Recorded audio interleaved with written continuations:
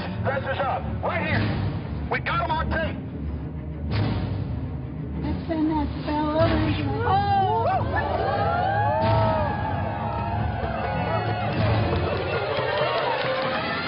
Sir, everything. I don't owe you this comment. I know. I appreciate it. This is what's called ambush journalism, and I disrespect you for that as well. So thank you and goodbye. Been in the ritual? That's none of your damn business. Oh. That's right.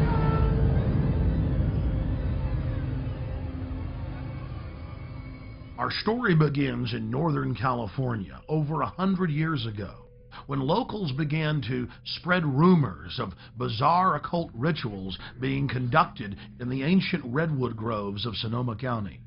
As the decades passed, it became clear these incredible stories had a basis in truth, and their source was a 2,700-acre private club known as the Bohemian Grove. Then, in a time period between the mid-1970s and the early 1990s, scores of reporters attempted to infiltrate the Grove. All attempts were unsuccessful. Grove security identified them, threw them out for trespassing, or in some cases, had the local police arrest them. To many, it seemed the Grove's secrets would never become public. All of that changed on July 15th, 2000, when we ripped aside the veil of secrecy and were successfully able to penetrate the Bohemian Grove on their high holy day and videotape the cremation of care ritual. Our infiltration is chronicled in my documentary film, Dark Secrets Inside Bohemian Grove. A British documentary film company, World of Wonder, also covered our investigation.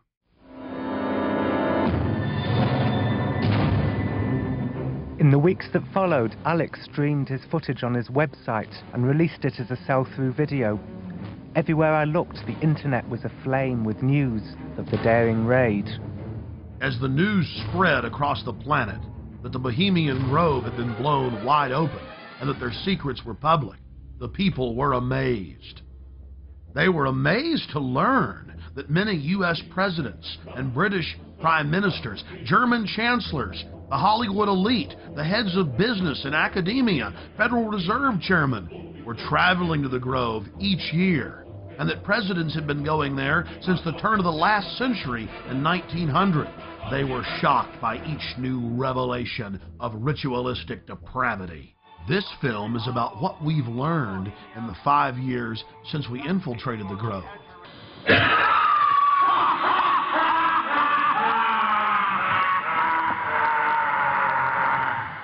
And it's about the response that we've gotten from Grove members, the press, and even local activists in the area who've been protesting the Grove for over 25 years.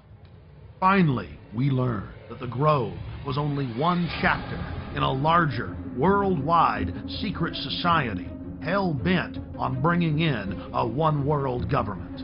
What would the people do if they knew that the majority of the leaders in the corporate world, as well as government, were deep occultists? Before the year 2000 and our successful penetration of the Grove, the mainstream media denied that rituals were indeed taking place there and said that elite from all over the world were simply meeting in secret to have a good time. After the footage we had shot of the cremation of care ritual aired first in England and then in the United States on national TV, the mainstream media changed their tune. The San Francisco Chronicle had previously refused to report on the Grove. After our infiltration, they wrote as many as 5 articles a year detailing the bizarre activities that were taking place inside the Grove, including the fact that top presidential advisor Karl Rove had tapped Arnold Schwarzenegger inside the Grove to run for governor on California's recall ballot. Even the vaunted New York Times reported on the Bohemian Grove, but attacked us for sneaking in. The New York Post was one of many national publications to report on all of the homosexual activities going on at the Grove. The Post reported in its page 6 gossip column that Chad Savage, gay porno star, was, quote, servicing the moguls at the Grove. But a disturbing theme ran through the body of the reportage. Okay, it's true. The elite meet behind closed doors, and there's gay porn stars and gay prostitutes being shipped in like beluga caviar. What's the big deal? Let's just let them have their privacy. And so they have lakeside chats calling for world government. Really, they're not bad people. The people we should watch are those that are exposing it. They're really dangerous weirdos. Of all the hit pieces that we've been victims of, the worst was conducted on national television by Brian Lamb, the director of C-SPAN, and some shifty-eyed professor they dug up, who appeared to be flashing Masonic hand signs, while he tried to eviscerate our character by implying that there wasn't even a ritual at all. Why, Alex Jones claims they do this ritual. Meanwhile, the Bohemian Grove has gone public to the newspapers, admitting they conduct rituals. Overnight, they had a gentleman on by the name of Alex Jones, who has a talk show in Texas, I think, and it's heard in communities around the United States. And he was talking about the Bohemian Grove Club, as if that's where it all happens. That's where all the decisions are made. There are thousands of people go there, and there's some kind of a ceremony surrounding an owl and all that. Have you followed this at all? Yes, I have, even though the show is on past my bedtime. But Alex Jones has been talking about this for quite a while. The Bohemian Grove, of course, is a privately owned redwood grove up in Sonoma County, north of San Francisco, where every summer there is a get-together of the wealthy and well-placed, all male, who get together for general cavorting, socializing, lectures, symposia, and so on, in an atmosphere that is completely removed from public scrutiny. Alex Jones and some others have suggested for a long time that there are all sorts of nefarious rituals that go on, human sacrifices that were being committed by the elite who attend these gatherings. A lot of things people feel are organized behind the scenes with the Bilderbergers, the Trilateral Commission, the Council on Foreign Relations, the Masons. You can keep going down the list, and the Illuminati, One World Government, New World Order, Skull and Bones. You've got more information on that than I do, so call us at the top of the hour and talk to our guests about that, and we'll try to sort it out. Define Illuminati. The Illuminati were a small quasi-Masonic group founded in Central Europe in 1776. There was a surprising development in the summer of 2005. A Bohemian Grove employee decided to videotape some of the activities in the Grove and to give us the footage. The footage you're seeing was shot on a tiny digital camera, so the quality isn't the best, but the images are powerful. The individual that gave us this footage asked that we not release their name. Our source was able to confirm what we had seen in internal Bohemian Grove documents and annals, that the elite of the elite attend the Grove. Our source personally saw New Mexico Governor Bill Richardson in attendance, Supreme Court Justice Clarence Thomas, the famous newsman Walter Cronkite, and countless other luminaries. Without giving away the identity of our source, we can tell you this. The most elite encampment within the Grove is Mandalay. Other members of the Grove were not even allowed to approach within 100 yards of this compound, swarming with Secret Service, valets, private French cooks, and private security men. In the compartmentalized system of the New World Order, Mandalay is an elite within an elite, at the very top of the pyramid's capstone. Things have changed in the last few years at the all-male encampment. Since its founding in 1872, no females have been allowed in. But under pressure, they've allowed women some jobs in parking cars and in the kitchens in special cloistered areas. Our source is male. We'll call him Kyle. He reported to us that it was a constant irritant inside the Grove, being asked by old men if he, quote, slept around and wanted to have some fun. During one of the festival's revelries, known as Gypsy Jazz, They pause to thank the author of the music. They talk about what a wonderful jazz player he was, but that sometimes he did hang around with women, and the crowd boos with disgust. He disappeared from time to time, often with women.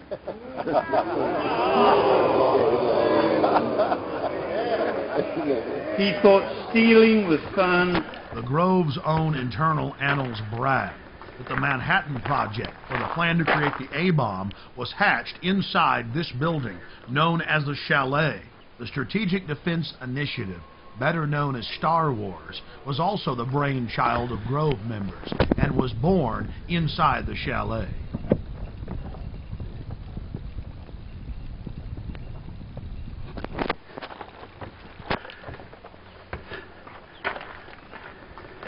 At the height of the Cold War, top Soviet dignitaries traveled to the Bohemian Grove for secret meetings with the heads of the U.S. government as well as corporate leaders.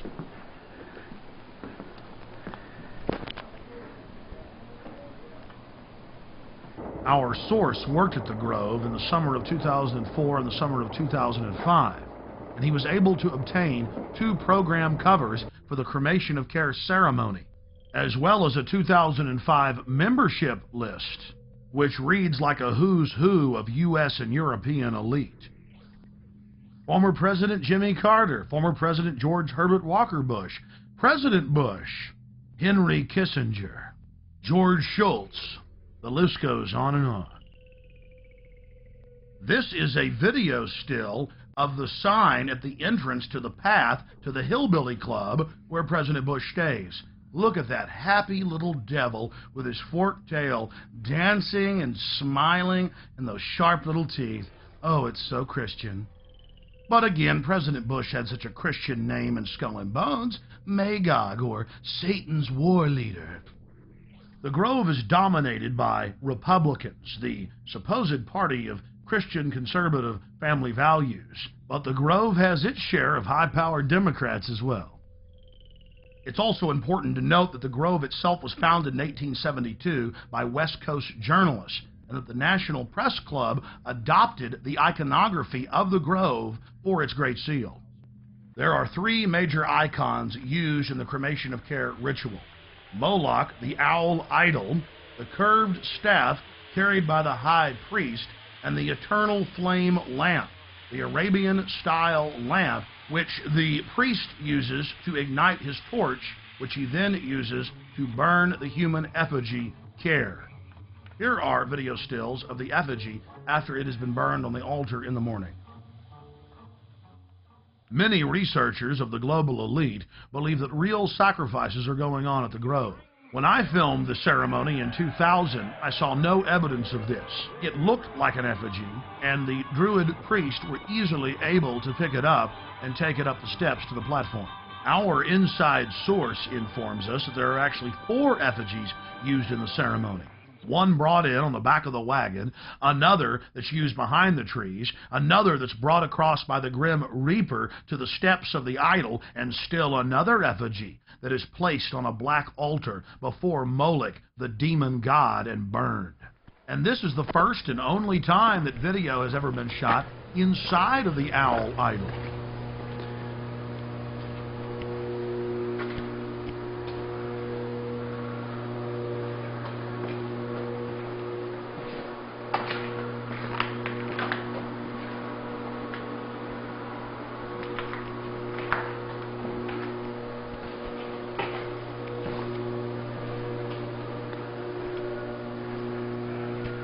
We can now confirm that the owl is metal with a stone facing.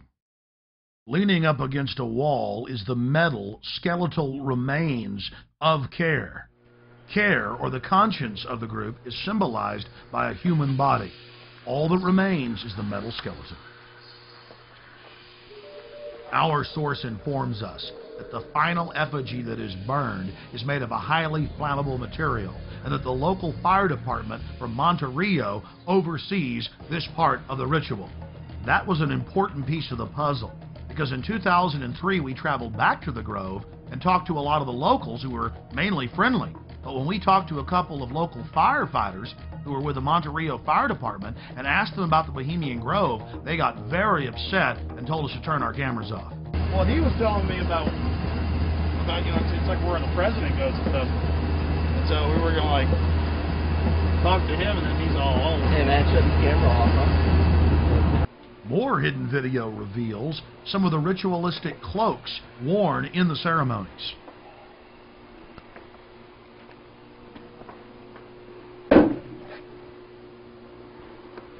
Here are some more stills inside the Grove.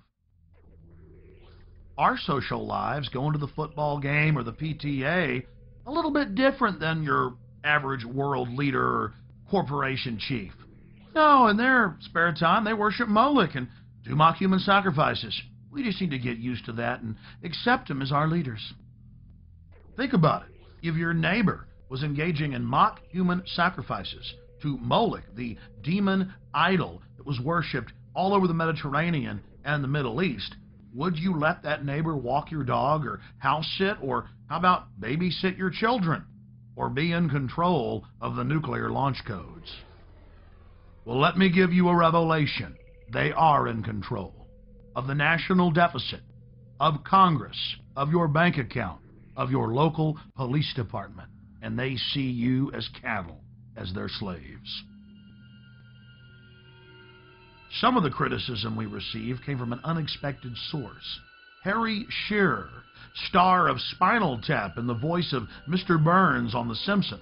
This is a get-together of very powerful guys. Harry Shearer played the role of apologist in a British documentary about the Grove.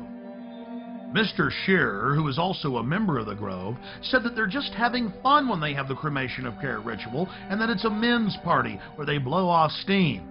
But Mr. Shearer didn't stop there. In 2002, he produced a full-length feature film and released it titled The Teddy Bear's Picnic.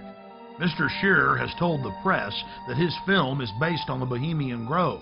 The owl of Bohemia is turned into a pelican. Care is transformed into time. The Druidic rites are interpreted to simply be nonsensical sophomoric activities. Oh, and guess what the plot of the entire film is? That they're trying to keep their rituals secret.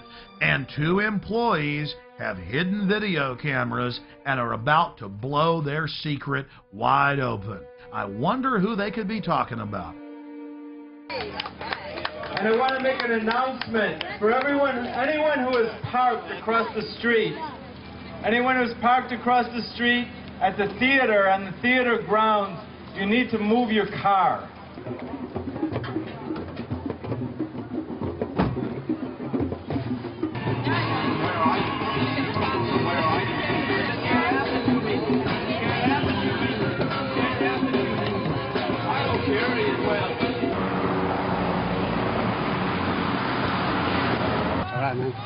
Hey, hey!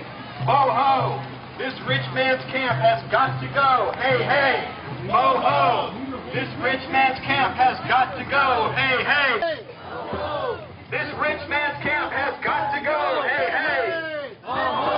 This rich man's camp has got to go! Hey, hey!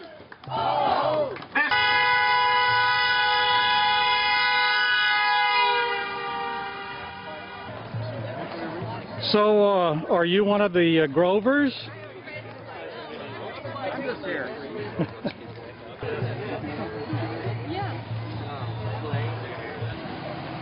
Sooner than you think.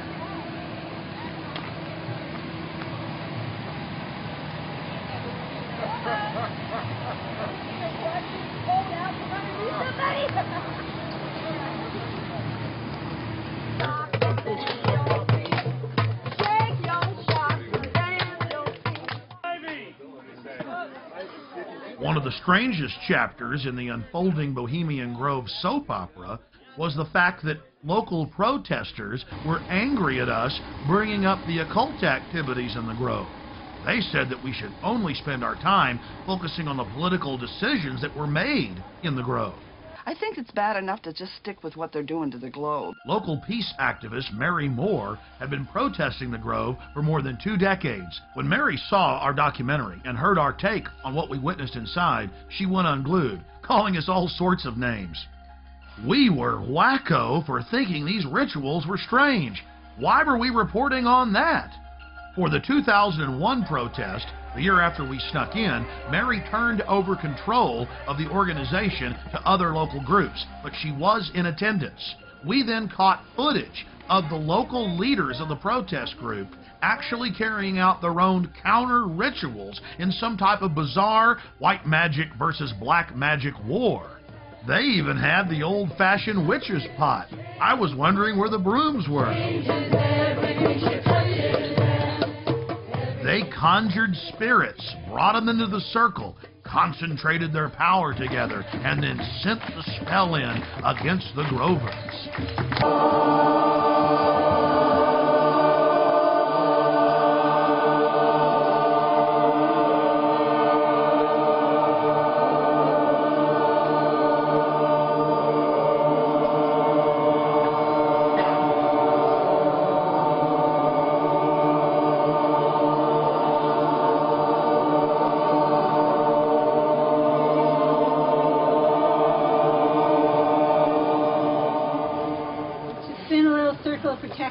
Around all of us and around this place.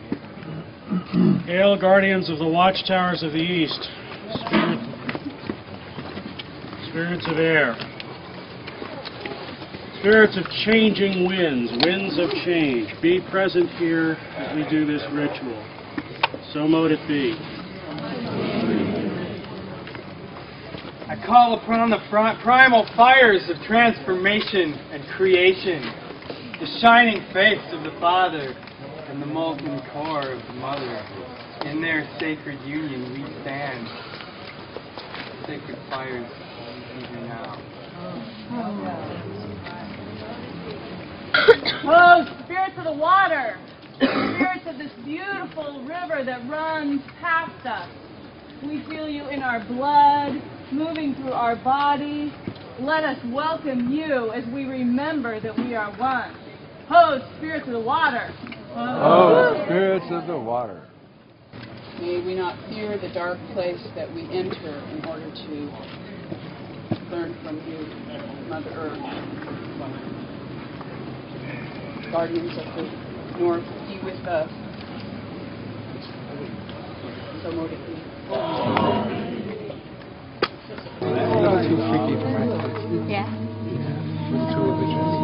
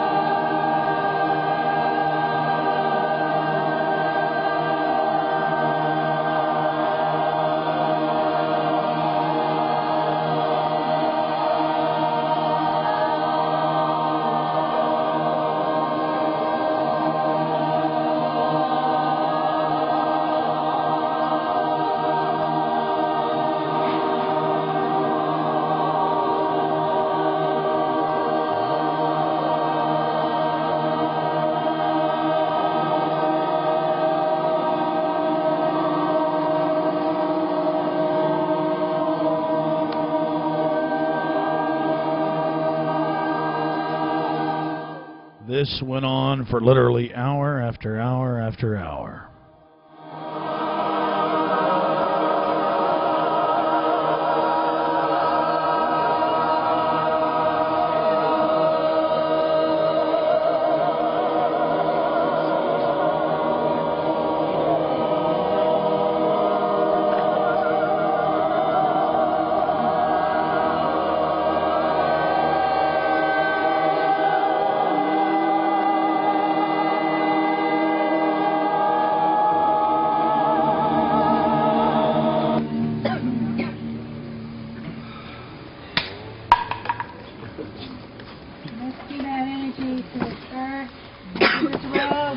Drive across and do all the symbols we painted on it and into this water and into the rib mass of this theater.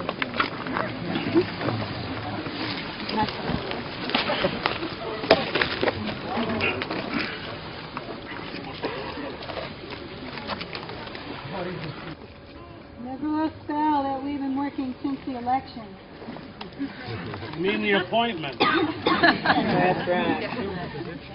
Maybe you'll say it after me. It goes like this.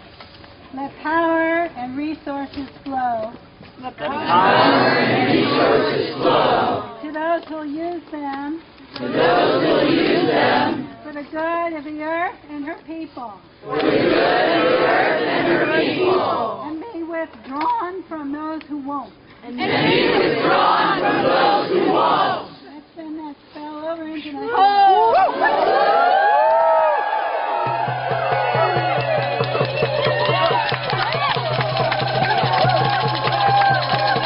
Then a veteran warlock asked one of the spirits to stay and give Grove members a welcome as they drove in their luxury automobiles.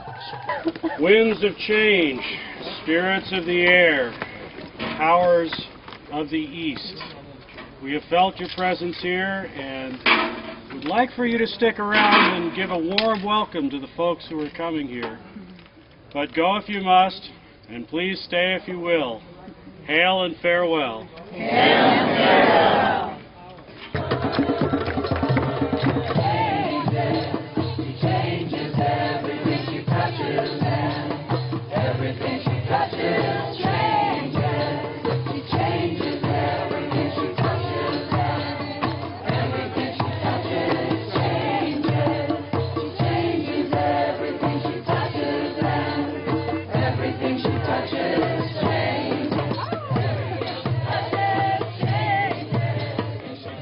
Does it feel good to get loaded on the slave ships?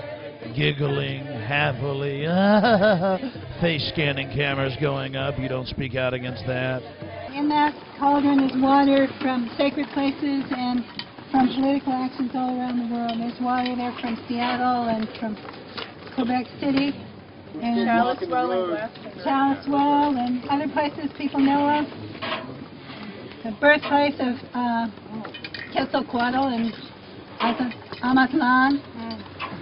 And I'm going to take some of it actually tomorrow to Genoa, to the protest there against the G8, and we're going to do some kind of cauldron ritual in the midst of it, which will be interesting.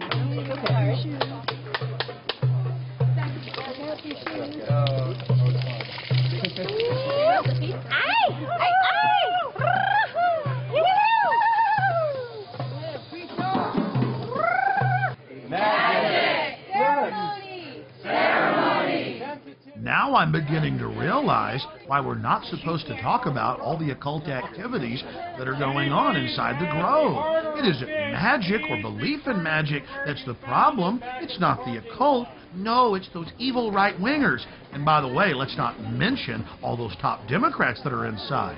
It's pretty hypocritical. Now, to be fair, Mary Moore and many of the protesters were not involved in the ritual. But we did see leaders of the ritual directing the protest and moderating with police. The police even shut down the road so they could carry out their ritual. And to be fair, it wasn't just Western magic that was being practiced at the protest. There was a group there promoting Santeria. You know, that Caribbean voodoo practice, but they also mixed in some Aztec worship. So it was quite a grab bag of occultism. What is the purpose of the offering for the altar? What is that? Giving back to Mother, giving back to the earth. We just take, and consume. But today, we're asking everybody to give something back. So this is to return something to the earth, right? Yes. Yeah. Since by doing so, we resurrect Karen. Oh, okay, I understand. Thank you. Our investigator talked to a local NPR reporter who had had an interesting run-in with what we later learned was the Secret Service. Cool. I was alerted to very fancy cars standing in the side street here, and I walked up. The guy had his window down, and he had all kinds of fancy recording equipment on his seat next to him. And I held the microphone in, and I said, "Sir, we are curious about who you are. Would you please tell us who you are?" And he said, "Take your mic out of my car, lady, and step back." And I said, "Would you repeat that for broadcast?" And held it even closer. And that's all I could get out of him. And then he sort of tried to run over my toe. He turned his car around and disappeared in that direction. And people said he was on the bridge filming before. So he was somebody from the other side who was documenting this. Right, the wrong side. Okay. The wrong side, yes. In studying worldwide occult networks, in modern times and throughout history, we always run into the same data. Compartmentalized pyramidal structures with a bunch of well-meaning dupes at the bottom, managers in the central areas, and Luciferian death cult adherents at the top. In India, it is Kali. The Mayans and Aztecs' greatest gods were the gods of death. It was the same in Egypt and in Babylon, as well as Rome and ancient Greece. But what about those sweet little Hawaiians? Ah, you guessed it, throwing virgins into that live volcano. The god of death demands it, so the rest of us can live. The Druids would bash their children's brains out and kick them into a peat bog. Noblemen would willingly give themselves up to the Druidic priest to have their throats slit before they were thrown into fiery pits, known as bonfires today. Don't forget the European tradition of the Burning Man. Take your strongest man when times get tough, strap him into a huge wicker effigy of a human and torch him. That will make the gods bring back the fertility. That will make the gods bring life to the tribe. Death brings life. They call it creative destruction, but in reality it is simply a tool of the elite to abuse, subjugate, and dominate their populations for their own good. We're looking at ancient propaganda. In the fall of 2004, while in New York to cover the Republican National Convention, we ran into David Gergen, the Karl Rove of 4 presidential administrations. Okay, one last question. I read a Washington Times article many years ago where you had a comment about the organization, and then now it's been in the Wall Street Journal, it's been in a lot of different newspapers, and that's the Bohemian Grove. And back in, what was it, 1996, when you joined as a Clinton advisor, the Republicans were criticizing you. Oh, what about Bohemian Grove? And then you countered them by saying, "Hey, I don't run around in the woods naked." What did that mean? Here is the before-mentioned Washington Times article where he said, "I didn't run around naked like they do."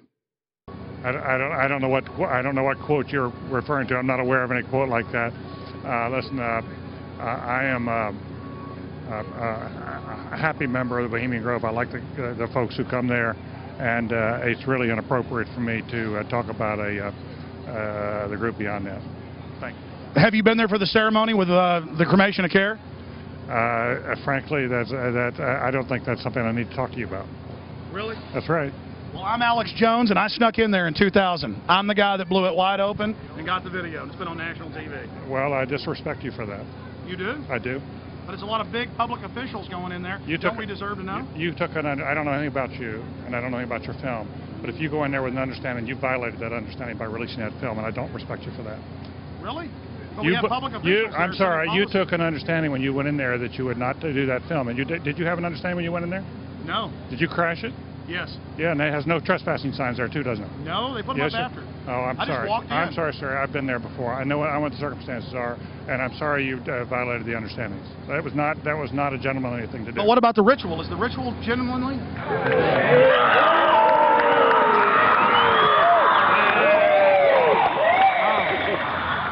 Sir, everything. I don't owe you this comment. I know. I appreciate it. This is what's called ambush journalism, and I disrespect you for that as well. So thank you and Have goodbye. you ever been in the ritual? That's none of your damn business. Oh. That's right. Listen. You go around and make understandings with people and violate them. You ambush people on the streets, and that's inappropriate form of journalism. If you wish to practice that, that's fine, but don't ask others to respect you for it.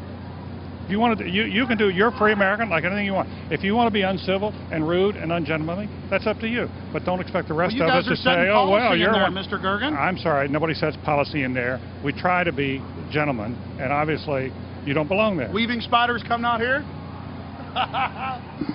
Yeah, that is a 3-pointer. Woo! Look how strangely he behaved when we brought it up. Why is he acting so secretive? And why did he get so angry when he discovered that we'd snuck in? You see, they take it very, very seriously.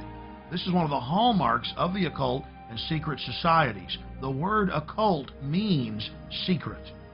Secrecy is part of their religion. They revel in it. And when it's violated, they become extremely angry. How widespread is the occult? The answer is extremely widespread. Occultism in our society, and particularly in our government, at the highest levels of corporate America, is rampant. It is a well-publicized fact that the Reagans had every aspect of their lives governed by their astrologer. Imagine having your life controlled down to the exact minute that you give a speech by astrology, an ancient occult system that believed that the earth was the center of the universe. Eleanor Roosevelt admitted that she performed seances and tried to raise the dead at the White House. 60 years later, Hillary Clinton had her own seances attempting to contact Eleanor Roosevelt. Prime Minister Tony Blair and his wife practice the occult every morning. Tony Blair draws a circle and then conjures the spirit that he calls the light. He channels it and makes decisions according to what the spirit tells him. The Blairs' admitted occult activities are legion, and so was Adolf Hitler's well-known obsession with dark mysticism. Adolf Hitler belonged to the pre-Nazi death cult, the Thule Society, as well as the Thule Society. Both groups trace their lineage back to the Order of Death, founded in 1776 in Ingolstadt University in Bavaria, Germany. Then, of course, it spread to the U.S. with the founding of Skull and Bones. You were both in Skull and Bones, the secret society. It's so secret we can't talk about it. What does that mean for America? The conspiracy theorists are going to go wild. I'm sure they are. I don't know. I haven't seen the web. Number 322? First of all, he's not the nominee. And, look, I look forward... Are you prepared to lose? No, I'm not going to lose. You both were members of Skull and Bones, a secret society at Yale. What does that tell us? Not much, because it's a secret. Is there a secret handshake? Is there a secret code? I wish there were something secret I could manifest. 322, a secret number? There are all kinds of secrets, Tim, but one thing is not a secret. I disagree with this president's direction. Aleister Crowley, who dubbed himself the Beast and the most evil man alive, was a fellow traveler with some of the most powerful people in British society, including prominent royals. The Church of Satan, the Temple of Set, the OTO, the Golden Dawn, Skull and Bones, Bohemian Grove, the Blue Lodge, the Scottish Rite, the 33rd Degree. It seems like there are hundreds of different occultic groups, but all they are different denominations in the same religion, the Egyptian and Babylonian mystery schools. Albert Pike, who was the supreme Grand Mason of the entire world, founded the Ku Klux Klan. But you don't hear Jesse Jackson calling for his statue to be removed in Washington, D.C. Why is that? Because Jesse Jackson is a 33rd degree Mason. Now, don't get me wrong. Most Masons are what high-level occultists call porch Masons, or outsiders. They themselves are considered neophytes by those in the inner circle, or those nearer the top of the pyramid. They're compartmentalized. They believe that their great work, as they call it, is to help society. But in reality, they're being controlled and manipulated. The Knights of the Secret Circle, the Knights of the Golden Circle. This is what high-level KKK members call themselves. But even low-level KKK members do not understand that the KKK itself is part of a larger Masonic organization. Most Masons detest the Klan, but they've never looked on their own temple walls at the paintings of Albert Pike that adorn them and asked themselves why the founder of the Klan is hanging in their temple. This is the power of hidden in plain view, a favorite trick of Luciferians. Where did this dark thinking start? This black spirituality? The central thread goes back to ancient Egypt and Babylon with the mystery schools. They knew that knowledge is power, and so secret societies were formed to guard the secrets of medicine, architecture, government, agriculture. Secret societies are nothing more than the first intelligence agencies. Knowledge had to be guarded, but over time, elites abused their control of the knowledge and used it to dominate their populations. And these same sciences of control are being used today. That's why the elite today relishes secrecy. They know that it is the fount of their power. They seek to dumb down the population, not just to hoard their secret knowledge to make us even more mindless, more domesticated, like braying sheep to the slaughter. Their religion is the science of sophistry, the science of the con artist, the science of the despot, the dictator, the tyrant, the controller, the charlatan, the liar. They come to kill, steal, and destroy. They are parasites. They are anathema to free, dynamic human societies. Know your enemy. Stand up for love and life and family and resist the New World Order and the Babylonian slave state our enemies are attempting to construct.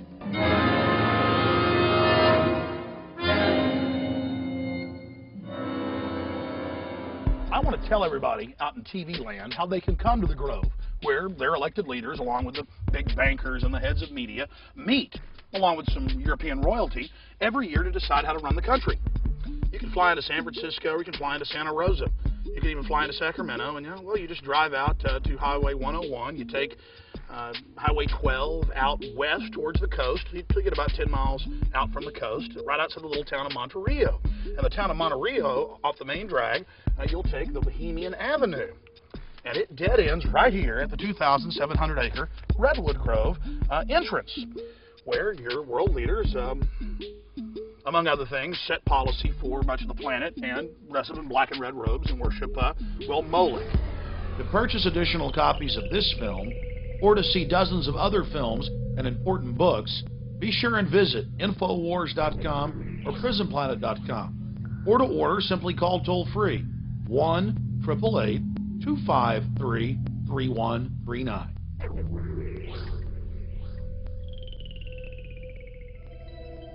Hey guys, get your cameras on. Yeah, what's going on? I've almost been arrested 3 times every day, anywhere in the city, videotaping anything. It is an absolute nightmare. And we're looking for patriots that know what the Bill of Rights and Constitution says, and that can see all of this and know that it's a fraud. 4 planes in 2 hours! How can that be? A cop on 9/11 said that it was going to come down. I don't know how he knew that. On the morning of 9/11, the CIA was running a drill of flying hijacked jets into the World Trade Center and Pentagon. Building 7 is further away from the towers and was not hit by planes. So if your building's owned by Larry Silverstein, it collapses because he's got a big fat insurance policy. The Project for New American Century said that we need a terrorist attack on the Order of Pearl Harbor to get the American people behind a war. Prescott Bush, he did a number of things that were not only anti-American, but were pro-Hitler. A lot of people aren't going to know what I don't really know what it is. Why don't you talk about NORAD standing now, Michael? Why not the really hardcore 9/11 issues? Thank you, and goodbye. The ritual? That's none of your damn business.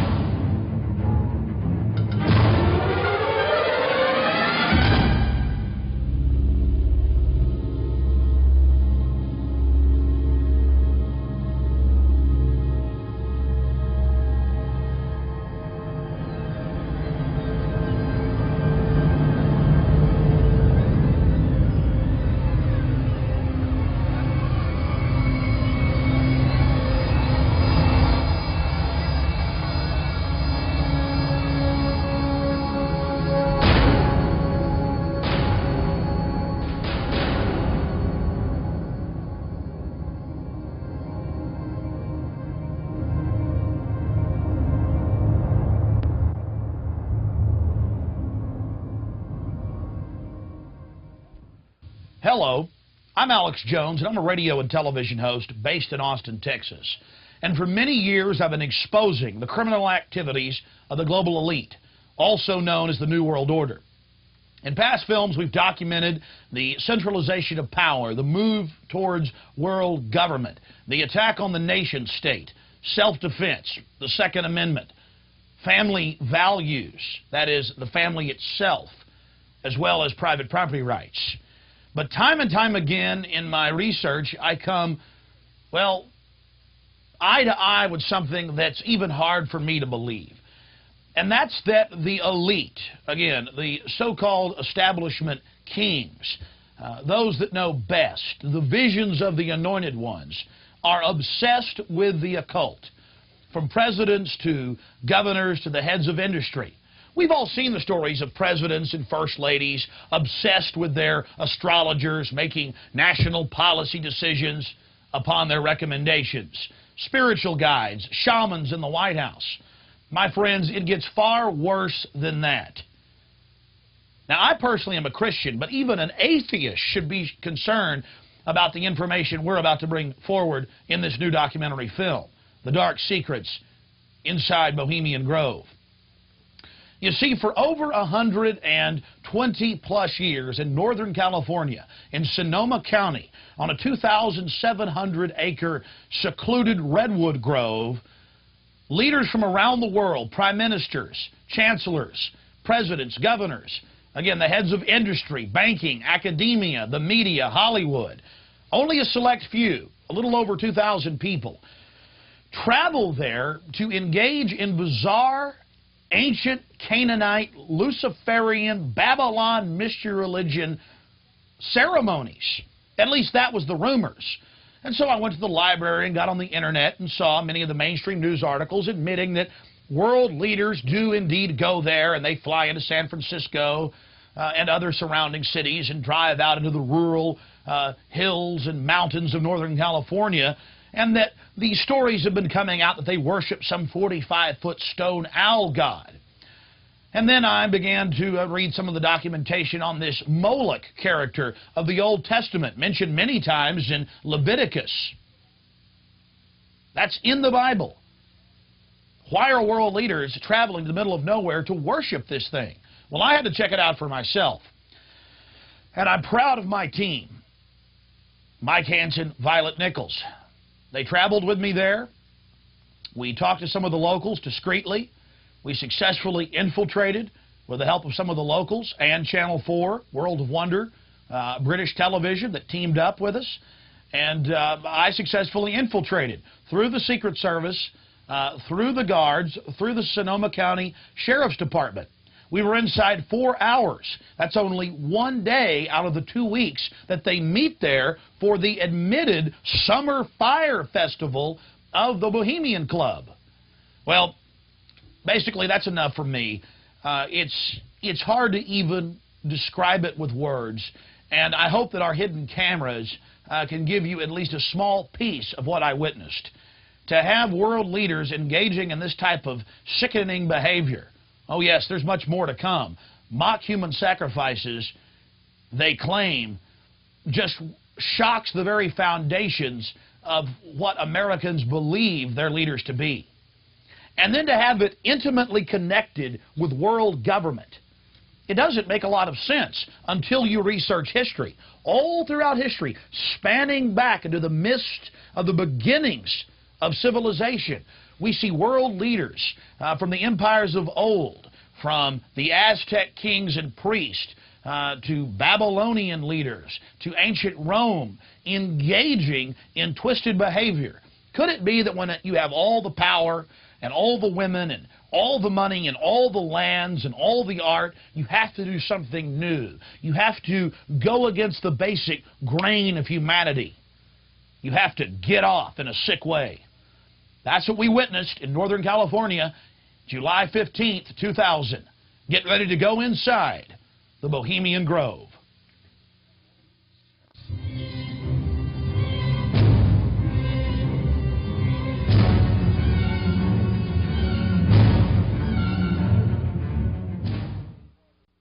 The Bohemian Club, as it's known today, was founded in 1873 in San Francisco in Northern California.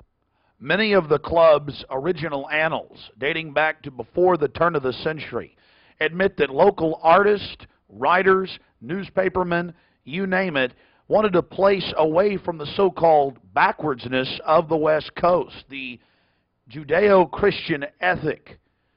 They found that place an hour and a half north of San Francisco, outside of the tiny town of Monterey. Their annals even admit an obsession with the occult and what they called Druid rituals. Amongst the great redwood trees, they revived ancient ceremonies that in truth had their roots not in the Druids, but in Babylon itself. As the railroads brought commerce and larger populations, the prestige of the club grew until, in the year 2000, it is a gathering place for the world establishment, the elite. We're about to show you some of the key evidence documenting this. It is absolutely central to understand that these bizarre activities have been engaged in going back to 1873 and are not some new fanciful whim of the trendies on the West Coast. By the turn of the century, there was already a 10 to 15-year waiting list. Presidents from Howard Taft to Herbert Hoover were on the membership roster. Not to mention, later, famous war general Dwight D. Eisenhower, later to become president. The roster of the Bohemian Club reads like a who's who of the elite. Look at this photo taken inside the Grove back in 1963. There you'll see Ronald Reagan, and sitting two people over from him, later to become president, Richard Milhouse Nixon. Frankly, we don't know if these men actively enjoy the things that go on inside the Bohemian Club. But one thing is perfectly certain from the evidence. They are forced to go and attend and take part in these activities if they wish to be elevated to the highest levels of the geopolitical power structure. Take George Bush Sr., documented member. And then, of course, there's his son. Now, the last 4 generations of Bushes have also attended the Skull and Bones Society at Yale, well known to be steeped in the occult. Then there's Bill Clinton, a frequent attendee. Upon closer inspection, the entire federal government at the highest levels is infested with Bohemian Club members. And it doesn't stop there. America's private run-for-profit Federal Reserve Bank, from its very inception in 1913, has been run by prominent members of the Bohemian Club. Central Bank Chairman Alan Greenspan was seen leaving the Bohemian Grove only 1 month before he was appointed chairman of the Federal Reserve. He had to be a made man, to be a member of the most powerful cabal on the planet. Historical records are clear from major universities. The Manhattan Project was planned and instituted and run from the Bohemian Club. All of this going on in an atmosphere of bizarre revelry. You're looking at an illustration from a November 1989 issue of Spy magazine. Spy goes undercover with Henry Kissinger, Merv Griffin, and William F. Buckley, Jr. The story was clearly a shill, meant to misdirect the intensifying media coverage that the Grove was getting in the late 1980s. The writer's spin is obvious. They're just masters of the universe, big frat boys blowing off steam. We'll get back to this article later. Because you can clearly see that the mantra in the spin story has been picked up as a front by all the local media. Sure, they're elitist. Sure, they have some bizarre rituals, but what's the big deal? They're just having fun. If that was the case, why would David Gergen, presidential advisor to President Clinton, resign from the Bohemian Club and 17 other organizations when it was revealed in 1993? Organizations like the Trilateral Commission, the Council on Foreign Relations, the Bilderberg Group. But it's not just the Washington Times and the Sacramento Bee. You're looking at an illustration from the pages of Parade magazine, February 22nd, 1981. This story was the most accurate and revealing, detailing the so-called mock-human sacrifice. Former German Chancellor Helmut Schmidt wrote extensively in his memoirs, Men and Powers, a Political Retrospective, goes into great detail about the secret establishment running the world. The Trilateral Commission, the CFR, the Bilderberg Group, and of course, ladies and gentlemen, the Bohemian Grove, a place that he often talked about being a wonderful hideaway, a place to spend time with Nelson and David Rockefeller, and to talk about world government and steering societies. On page 225 of Men in Powers, he talks about it being one of the most astounding places he had ever visited in the United States, and how that feeling intensified over the years with subsequent visits. The book goes on for page after page discussing the corporate, private, governmental infrastructure of world government. Going back to the Spy magazine spin piece, they have lots of rosy illustrations of drunken establishment types dancing around having fun with the rituals going on in the background. They even admit that they wear bizarre Ku Klux Klan style robes. And there's even a photo released by the Grove of the ritual being engaged in. They talk about the incredible security surrounding the Grove. And they even admit that a corpse, a sacrifice, is born across the lake. But it's all in good fun. We did massive research on the occult. And one of the libraries we visited was that of Professor Tex Mars of Aeronautics. He also has written literally dozens of books on the occult. His library was very revealing about the obsession of elitists throughout history with the occult. Front group after front group to conceal and really subvert. But behind all of these groups, there is a small cadre or elite, a core. And what you have done, I think, with the Bohemian Grove is you have exposed one of the premier organizations of the whole New World Order arrangement, you might say. Of course, we can go back in history, all the way back to ancient Egypt, Babylon, or Greece, Rome. And I think you're going to see sort of the roots of the Bohemian Grove, but particularly in the Illuminati era, originating during the French Revolutionary days. You know, there we had the actual order of the Illuminati, with Adam Weishaupt and all of his evil philosophers, let's just call them, Voltaire and the others. And that has come up all the way to today. Hitler, of course, was a Bohemian. I think it's more Babylon mystery religion. All of the elements are there. Of course, even the owl is a symbol of ancient mystery Babylon. The owl was worshipped by the ancient Egyptians and by the Babylonians. And it's interesting to me that many of the members of the Bohemian Grove have in their homes, as I understand it, small figurines of owls. And I believe they actually worship those owls as a symbol of the deity, the great goddess of Babylon. And of course, here again, we have the counterfeit of Christ's sacrifice on the cross. I think all of those things, there had to be, in my belief, an occultist, a deep occultist, who designed each of the elements of this ceremony. It wasn't just a bunch of guys sit together at a bar and said, hey, let's have a good time, the cremation of care, and why don't we do this or that. I believe it was purposely designed, each element in its turn, for what they did. No doubt about it.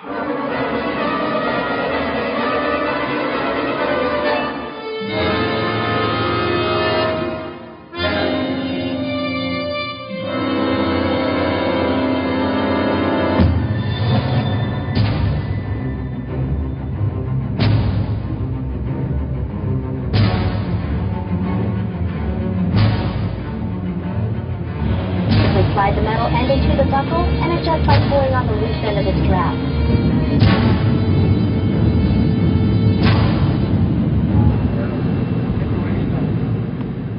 After landing in San Francisco at the International Airport, we traveled through the city, across the Golden Gate Bridge, into deeper Northern California. Northern California, home to the giant Sequoia redwoods. From there north to Santa Rosa, going west on Highway 12. The gateway to Bohemian Grove.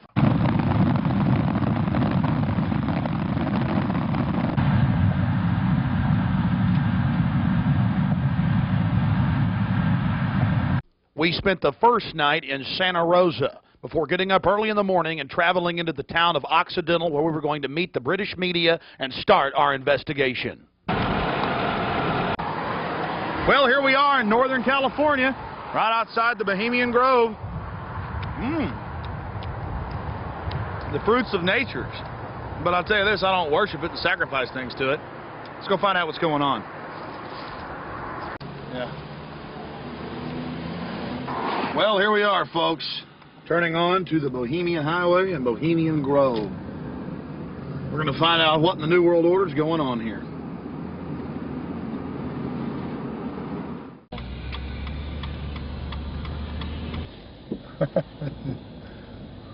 Thank you, Park.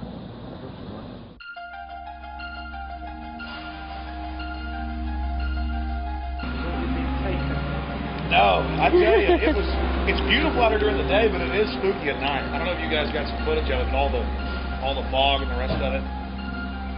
Tell you. Oh yeah. I've got a map.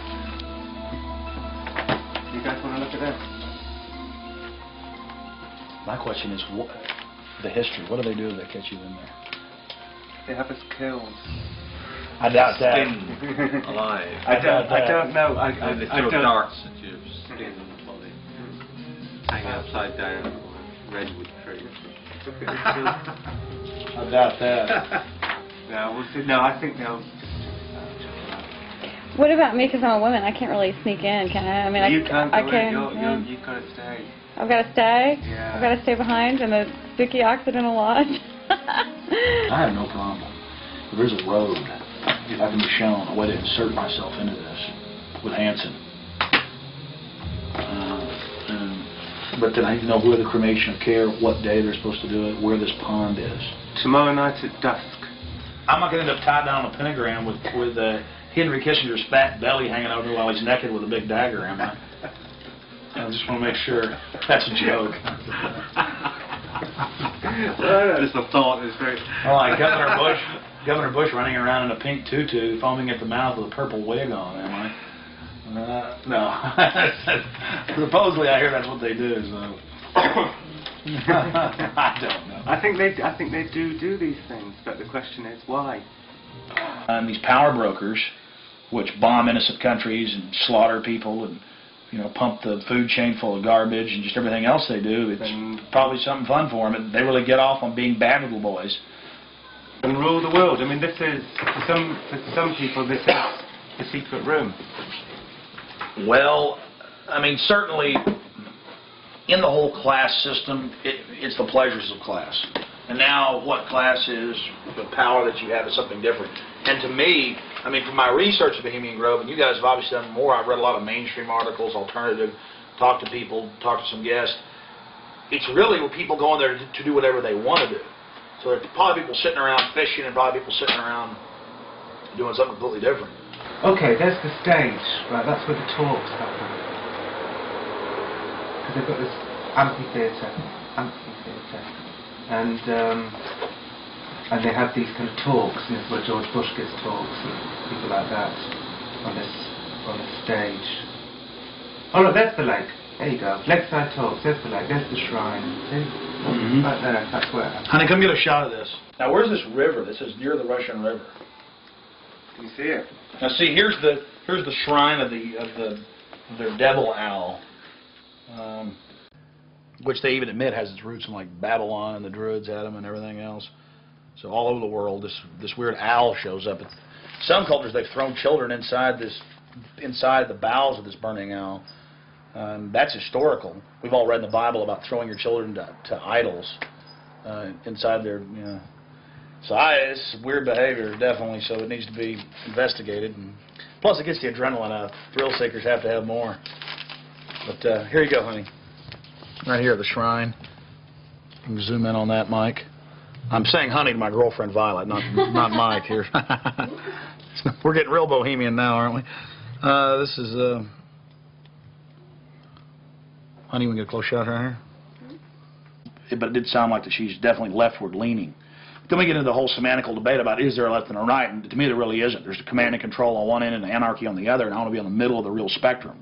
Certainly got to have some control in a complex society and civilization. But all the developments I see are pretty bad towards dehumanization. And now you got the UN demanding everybody sign on to this International Criminal Court. And they're telling the U.S. if we don't sign on, it won't matter. If 60 countries ratify, we'll be under its control. I mean, we're here. We're at global government now. When they're saying they're going to have some world court in the Netherlands that they'll take anybody they want to. These are in fact, I was reading some of the talks that they've given and they've released that the Bohemian Grove has discussed, and it's all population control, world courts. You're talking 20 years ago.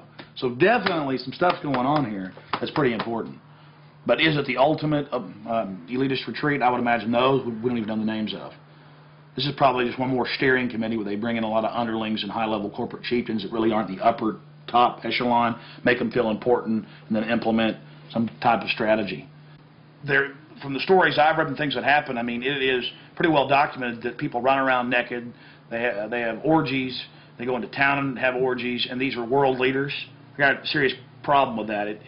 Just by the very nature of how this, to me, Bohemian Grove is probably a way to compromise people. You want to be in the New World Order Club, it's like a big kid fraternity. And just like in fraternities, you have to do weird things. Here, you probably do weird things. But I got a problem with governors and presidents and prime ministers and corporate chieftains running around and doing this when they have so much power over what happens in the public domain. They have a responsibility to disclose what they're doing. So I think it is important, like you were saying, to somehow try to maintain some security and not be way out in the open because they'll call in a bunch of security. I hear he really enjoys himself here. I think Henry Kissinger will be here.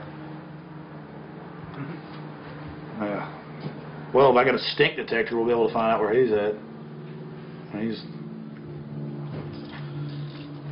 Oh, it's like everything evil you can imagine, Kissinger's always involved in it. Isn't he a Republican, though?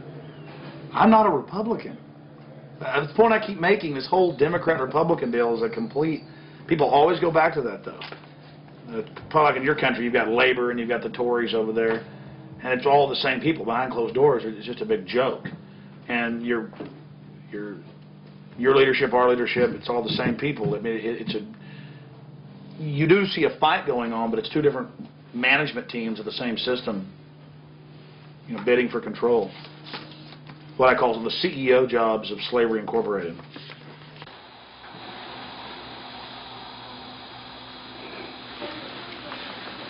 Do you worry for Alex, Violet? I do. I just, because Alex gets so impassioned by what he's doing that sometimes I'm afraid that he might be a little bit, reckless or maybe a little bit too fearless. I worry about Alex when he drives down the street to come home. Especially I used to worry about him when he had to come home every night from the same, radio studio at the same time in the same car. And, I worry about him sometimes when he's late getting back in the studio and he doesn't give me a call. I mean, he is putting himself out there, but I think the fact that he's in the public eye as much as he is really, keeps him safe to a certain degree. So maybe something like this is, people might not necessarily know where he is right now, people that listen to the radio or whatever, so it's maybe a little bit more risky, and it's a little creepy at night up here in the woods, And you're definitely not dangerous. You're not going to do anything stupid this weekend. Well, I mean, dangerous to what? Dangerous to myself? Are these people dangerous? They certainly may be, but I'm completely nonviolent when it comes to just going out there and trying to get the information. That's what I'm trying to do. I mean, I'm an activist first and foremost, but also a journalist in that I'll make some jokes and speculate occasionally because I'm a radio talk show host. But when I say something that I believe, I have to be on target about it. But dangerous? I'm definitely dangerous to corrupt bureaucrats and their financial bosses that would like to control the American people on the planet. But not in a violent way. Not in a violent way. And long before global government came out in the open, in the last 4 or 5 years, they were conditioning the public that anyone that talks about global government is a kook, a weirdo, a terrorist, a racist. And now they're out on the nightly news saying global government's here, you better accept it, we're getting rid of juries, all across the planet. The IMF, the World Bank, basically runs things now. The WTO decides what you can buy and sell and trade on the international market. But see, they've preconditioned us that it doesn't exist. They've preconditioned us that anybody that talks about this stuff and who is against it is a kook or a racist, because it doesn't exist. And then everybody's decided, well, I'm going to be culturally cool. I want to be in style. I want to be accepted. So even when they're hearing the news admit it and tell us how great it is, they've already pre-positioned it psychologically that it's not acceptable, it's not kosher to discuss it. Do you see the tactic they're using there? Mm-hmm. 5 years ago, I would laugh when I heard about black helicopters. I would say, I'm about taxes, I'm about corruption, I'm about, getting local control back, I'm about states' rights, everything's coming under federal control. I was pretty mainstream, what you'd call so-called conservative. Then I saw the light when black helicopters started going into North Carolina. I started going into Florida. They fired into an all-night restaurant in Miami, just training, firing bullets into a place where people were eating. They started burning buildings. Police chiefs started throwing them out of their town, San Antonio.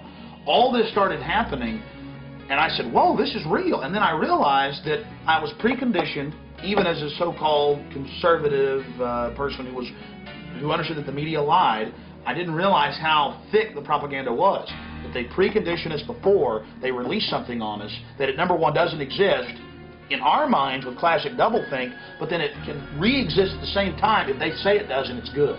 So it's literally George Orwell's doublethink, and one has to have it to stay sane in this world. Well, I refuse to be a part of it. I mean, the news every day, black helicopters are a joke, they're stupid, the culture, commercials, movies. At the same time, almost every month in this country, they're attacking and terrorizing some town with burning buildings and terror. And I don't want to be part of their sick control freak system. I don't like these degenerate, inbred, New World Order crowd people. They're not going to run my life. They're not going to control me. And I'm going to try to expose them. And I think we've had some success doing that. Oh, look how pretty it is. Sure is pretty. Mike, you enjoying yourself? A lot less spooky during the daytime. It's all foggy. Yeah, we're going to take our British friends down into the forest a little bit later tonight. Let them gallivant in the werewolf-ridden woods. Joking. Of course, they'll have me on there. Alex Jones, radio talk show host, believes werewolves infest Northern California. They've been seen dancing with grizzly bears. Small pixies have been even witnessed playing violin for George Bush. Don't know what to make of what's going to happen. I can't even begin to imagine what we're going to discover when I infiltrate tomorrow and try to get the cremation of care. We're very close to the gateway to Bohemian Grove now. The first set of gates and security. They have a small guard check at the front, and then they have a larger second one. Not a through road. Get a shot of that.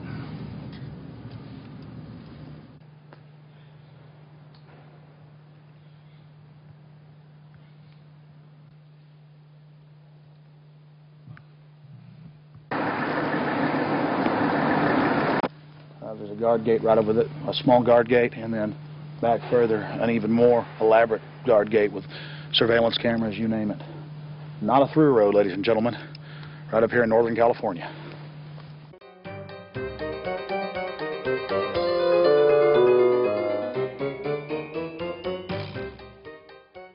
How you doing, sir? Okay. Camp Meeker? Yeah. Oh. I'm Alex Jones. I make documentaries. I'm just curious, what do you think about Bohemian Grove? I used to work there. You used to work there? Yeah. And now you work at Camp Meeker? No, I don't work. Yeah, I live in Camp Meeker. Oh, you live there? Yeah. Well, that's great. Did you ever watch the cremation of care? No. No. What'd you do at the... I just worked there. But, I mean, yeah. you never saw them march around in the red robes? And No. Oh, really? That doesn't go on? But, yeah, I get it. Okay. Thanks.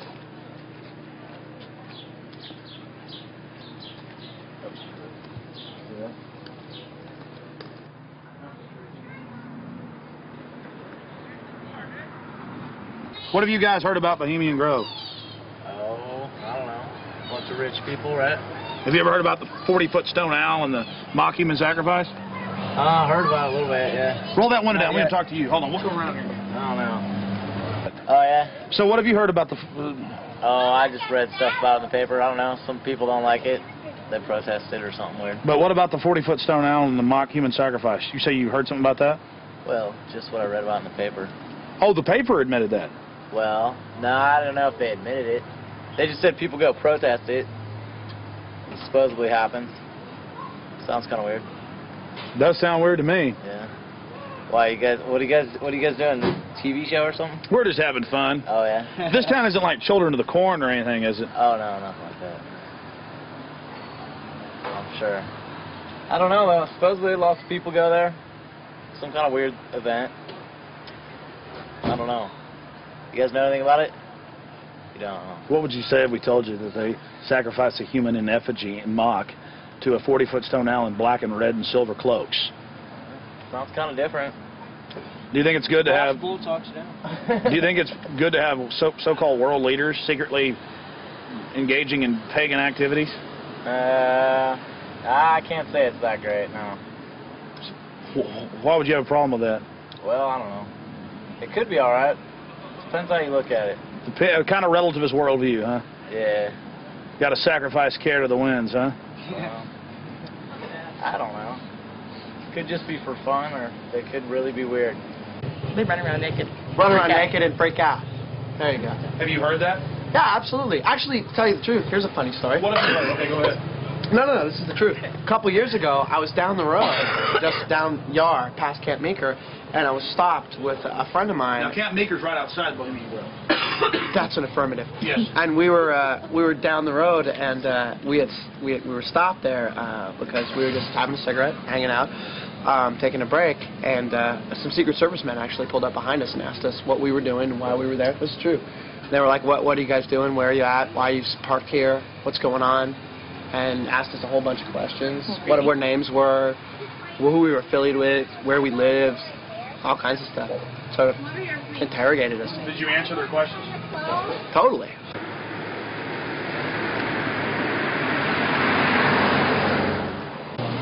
I don't know. We always hear there's like big, fat, rich guys with prostitutes there. Really? Yeah. What about the owl and the rituals? I don't know anything about it. Never heard about the rituals? Rituals. Ritual killing of a human, sacrifice of a human? Nope.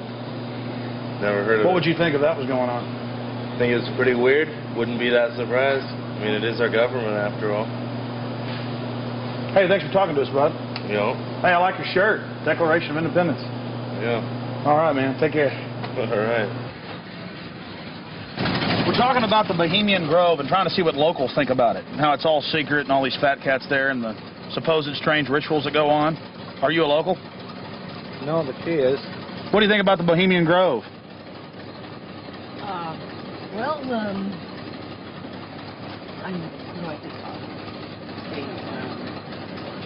It offers a lot of employment. Offers a lot of employment? Mm-hmm. What's going on there? What kind of rituals do they do there? I don't know. We're talking to locals about what the rumors are. What are the rumors? About a big 40-foot stone owl and simulated human sacrifice. Oh, no. Oh, I don't know about that, but it's politicians that come, that vacation there. And it'd be really weird if politicians were acting like they were sacrificing people, wouldn't it? No, you can't trust politicians, you know. Oh, really? They might be doing it, huh? They might, yeah. Who knows? The politicians, you know. I hear you, bud. Hey, good talking to you. Right. Appreciate it. You guys take care. Good luck. Hey, those are some pretty flowers. It's the sweet peas. Those are real, folks. Yeah, they're real. You guys have a good one. You Enjoy too. the weather. Bye. Yeah? This area is in trouble. Yeah, we are. It's in big trouble. No, this is a wonderful area of the country. We're just asking locals what they think of the Bohemian Grove. The Bohemian Grove is a wonderful place. Have you been there? Yeah, I've been in there a bunch of times. What'd you do, work there? Or Worked there, yeah. Yeah. Because you know when it's the most wonderfulest time? Is when nobody's there. Oh, it's a beautiful area? Yeah, very beautiful. It's got big trees. Have you ever been there for the cremation of care? No. So you've never been there for the rituals? No. You ever heard about them? Yes. What have you heard they do, sir? Nothing. They got that tree that looks like an owl. Tree that looks like an owl? Tree or rock, or it's a carving, or it's where the stage is. But have you heard what they do during that? No, I have no idea what they do during What would you say if we told you they burn a human being in effigy? They don't really do it. They burn it in effigy. I don't know what that means. Well, they have like a dummy that looks like a person under a black blanket. Huh? They take it up there and burn it. Oh, I don't know. Pretty weird. Huh? Pretty weird. Yeah, I've never seen that. How long you lived around here? I don't know. How old am I? 20, 40 years. Yeah. Really? Oh, your whole life? Yes. What's your name, sir? My name is Raul. Yeah, this is Vital Roots. How long has Vital Roots been here? Couple years. Couple years. The Bohemian Grove? Yeah. Yeah. A lot of politicians, a lot of big wigs, making a lot of big decisions. Oh, really? Do you think it's good that they get together in secret and make all these so-called decisions? Do I think it's good? Yeah. No, of course not. Do you? What about the rituals? Have you heard anything about the rituals that go on? Oh, there's all kinds of rumors about rituals that go on there. What type of rumors have you heard? Don't make me go there. Please, come on, we're trying to talk to some locals. I'm just wondering. It's interesting. Well, I really don't know that much about it. You know, just what I've read in books. There's books out about it. Oh, you read books on it, huh? I had a book that was published in 1956 that was written about some of the rituals. Because now it's been going on for 120 plus years. Yeah. I think they said they just had their 120th something anniversary. Yeah. What would you say if I told you that there's a 40-foot stone owl and that they burn a human being in effigy, not in real life, but in effigy? I wouldn't believe it. You wouldn't believe it? Nah. I think it's a bunch of garbage. So you doubt there's a stone owl, and you doubt that they... Well, I wouldn't doubt there's a stone owl. Maybe there's a stone owl, but I wouldn't think that that's kind of, you know, rumors just, it's rumors. You know, what the word implies, pretty much. Just a conspiracy. Yeah, it's just a bunch of hearsay. Pure conspiracy theory. Whatever. What have you heard about the Bohemian Grove? It's where all of the, like, FBI and you're talking about the Bohemian Grove. Yeah, it's like the quote-unquote elite and presidential retreat. Have you heard about the rituals that go on there? No, I haven't. Well, the people who have more money than the rest of us in the world are a bit different. They're stingy. They want to hoard it all for themselves. And they think they're going to go to heaven. They're not. Because they don't know how to provide or do as Jesus told them to. What would you say if I told you that they sacrifice a human in effigy before a giant 45 to 50-foot stone owl? I would say that's probably why they're going to hell.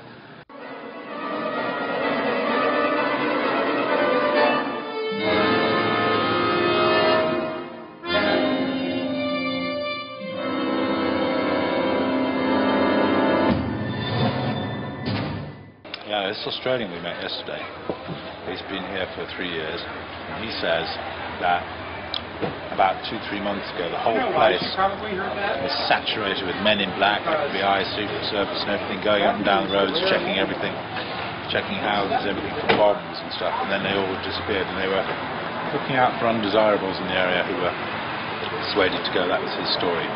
And now we're going to talk to him. And now we're going to infiltrate. I think we should go and see what we can see. The public has a right to know. They do. The public may have a right to know, but the people in this cafe, I think, shouldn't know. I agree. Well, you've got to go in up the road that says no through road, because we've got to sit in the car and get a shot of you going up the road. So you've got to go in. You've got to be the guinea pig. But you're a brave man, Alex, aren't you? No problem, yeah. So that's cool. I wouldn't ask a man who wasn't as brave as you. All right, it's no big deal. I'm just gonna go in and make sure everything goes good.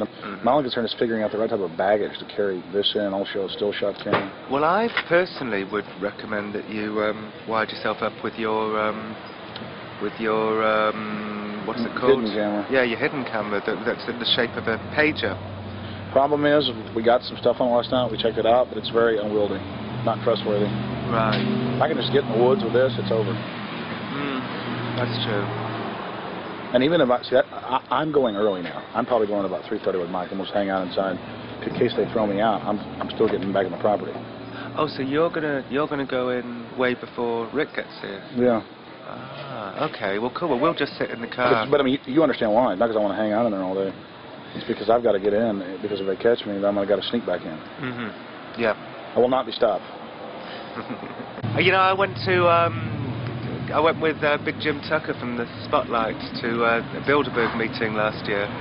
But that was my first time, and we got chased away by men in dark glasses, and you know, I was a bit scared then. But I feel safe with you, Alex. Well, Tucker's a good rider. Oh yeah, I like Tucker.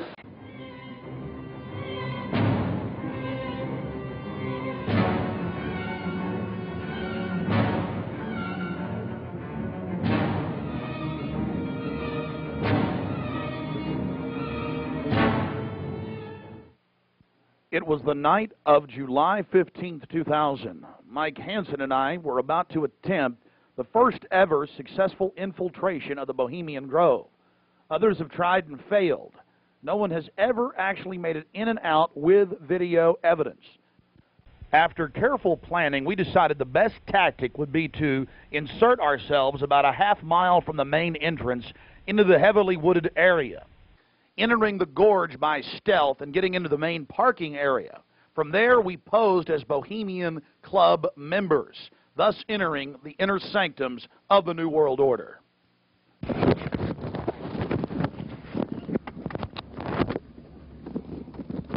That's perfect. Just like that. No, I got it, honey. Here's some adrenaline. Okay, here we go. That's good. Yeah, that's good now. Be careful, baby. Okay. I don't want you to go. I'll be safe. Don't worry about it, guys. Come on.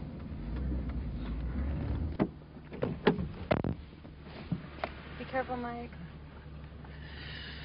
God bless. Yeah. Pray for us. Keep the evil off of us.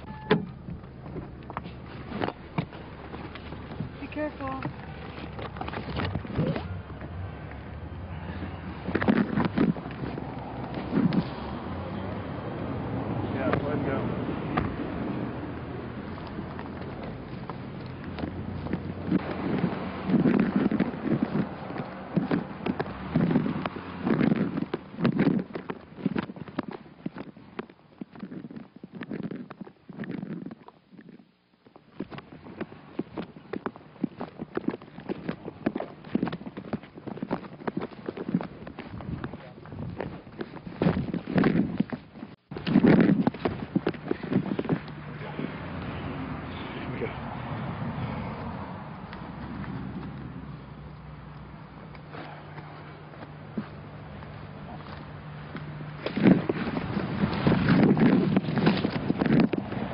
Walk on up here for a second.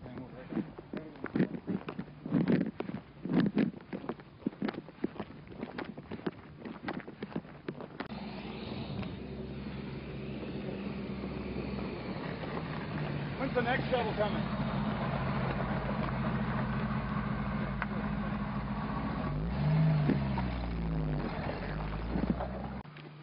We're in. Can you talk to them? Well, we're inside the Bohemian Grove. We're actually not inside yet, Mike.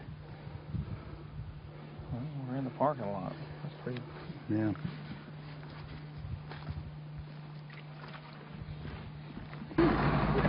Aren't they the biggest? Oh, they are. They're the biggest, like, living thing, I think, aren't they? Oh yeah, they're incredibly large. There's one up there that you can drive a car on top of one. You know. On top of it, yeah. lying down. Yeah. That you can actually. Well, they used to have the one you could drive through. That's also there. That's up there. Boy, it's nice when that cool wind hits you. Oh yeah. Man. I think we may make it. Okay. Yeah.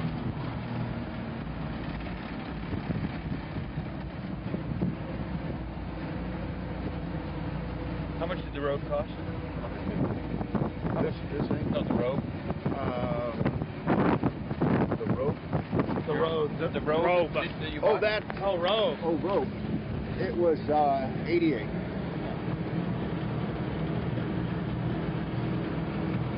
Yeah, I thought you said rope. Yeah, that's what I thought. I thought rope and rope. Can't hear anything with this wind. Look at this thing. Seen some years. Pretty nice, actually. Yeah. This is the oldest one, isn't it? Yeah. Other than maybe that little red one. Yeah. Bye-bye. I think when you go to heaven, they have buses like this here. Thank you. Thank you. Go ahead. Oh, no, go ahead. Yeah, is there another one coming?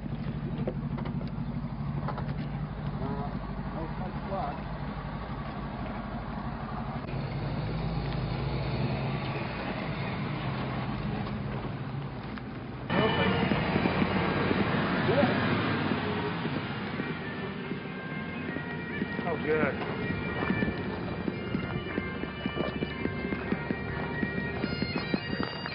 Hey, how are you? Good. See you. Your brother, your father business and all that? Yeah, yeah.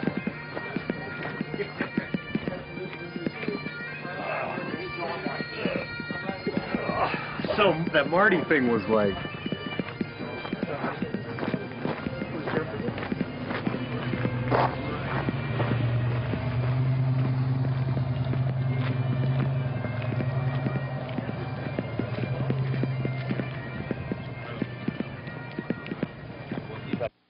We don't have time in the documentary to show you an entire tour of the 2,700-acre compound in the middle of the gorge. Besides the fact we didn't even have time to see but about 20% of it in between dodging security personnel. Unfortunately, we were using digital tapes that were 1 hour. Several of the confrontations were not caught on tape. We had sheriff's deputies, Secret Service, you name it, question us on who we were. We just told them we were with the hillbillies. That's where the bushes stay, you know, because we've got Texas accents.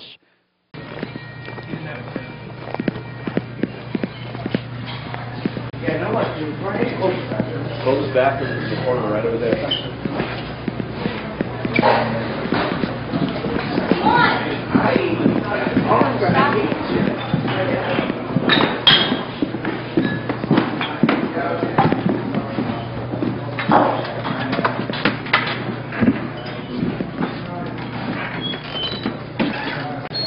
Oh, there they are, friend. Yeah. How's it going? Good.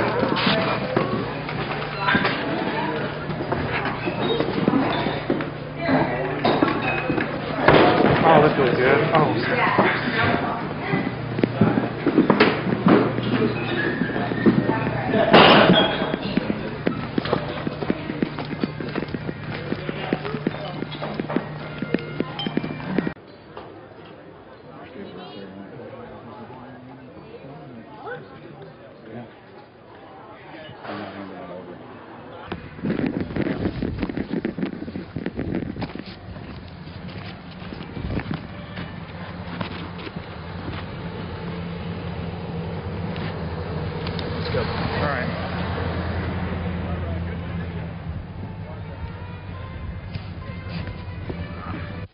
Here's just one of many signs sporting French with skulls adorned with other trappings of death. We also saw signage with Latin and other ancient languages. Now we're about to let you see a little bit of what's going on with the great owl. There's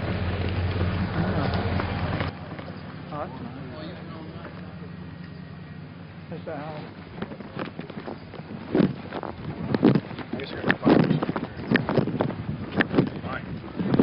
I'm getting this. I'm getting bold. This is the owl. I'm getting this, Allie. Let's get out of here.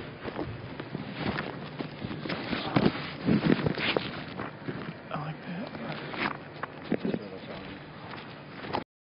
Here you can see the bottom of the stone owl with the altar and the eternal flame, a Aladdin lamp style urn that continually burns year-round, we're told. And here's a side shot from about 30 yards away of Moloch, the Canaanite deity to which children were sacrificed to in Babylon. And yet another slowed down close shot. Again, the eternal flame burning, the altar, the bottom extremities of the 40-plus foot stone deity, and there is a shot of its head as well. Again, we've slowed down this video because we only actually had about 5 seconds of it on our hidden cameras, so you can have a chance to get a closer look at it. You will see it during the ceremony. Speaking of the ceremony, we were on the left-hand side of the lake, about 150 yards downstream beneath those large redwood trees. Much of the ritual you're going to witness took place on the right-hand side of the lake and at the northern tip beneath Moloch. Keep in mind the scale of the idol compared to those giant redwood trees. It's at least 45 feet tall. Now, the daytime vantage you're witnessing is basically the vantage that we shot the ceremony from at night. This is America, and it's been going on for 120-plus years in Northern California. This is not some new fad. We're talking about something deadly serious with its roots in ancient history. We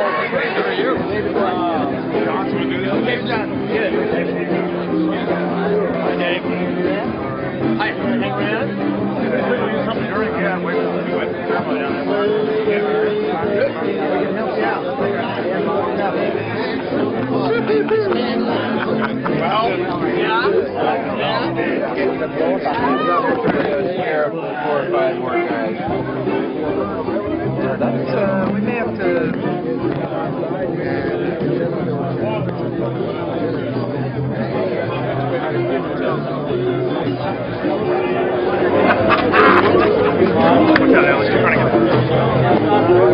A thirsty man. Look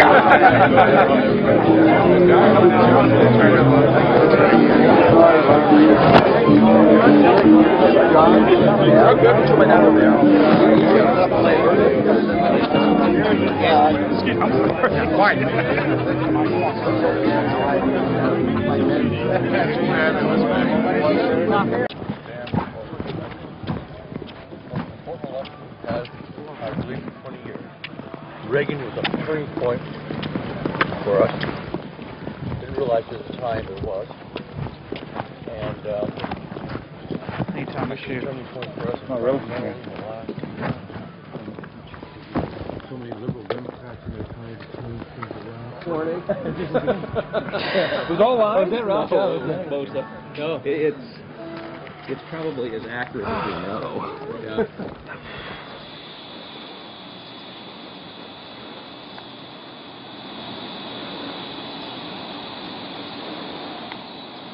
We had already been questioned 3 separate times by the Bohemian Club's security, Secret Service, and Sonoma County Sheriff's Department. To evade discovery, we decided to try for one of the more remote areas of the camp, according to our map, the most southerly side, and a lookout point, an observation deck over the Russian River. While Mike Hansen was watching for the sheriff's deputies that were down the path and over the bridge in a guard shack, I began to shoot the video you just witnessed. After we turned the camera off, one of the Sonoma County Sheriff's deputies showed up and began asking us why we were filming. We calmly told him we were just sightseeing as members of the Bohemian Club. The point that has to be made here, though, is they do have hidden cameras, because there's no way that they would have been able to witness us videotaping from where the guard shack was located. And then upon walking back by the guard shack, we actually witnessed banks of television screens and wires leading up into the redwoods and disappearing. Also visible from the observation deck is the famous sunning area for the establishment lackeys and their pomps. Here you can see some of the fine carpeting out on the floaty. The long history of men enjoying themselves has even been written about in the gossip column of the San Francisco Chronicle, writing that a man on his own often gets invited back to the camp by gay bohemians. Even 100-year-old annals have admitted the homosexual activities. After escaping the sheriff's department, Mike and I traveled high into the hills to wait until dark and the beginning of the cremation of care ceremony.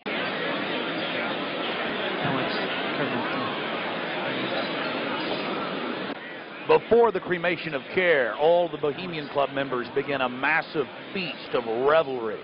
He's so pissed off at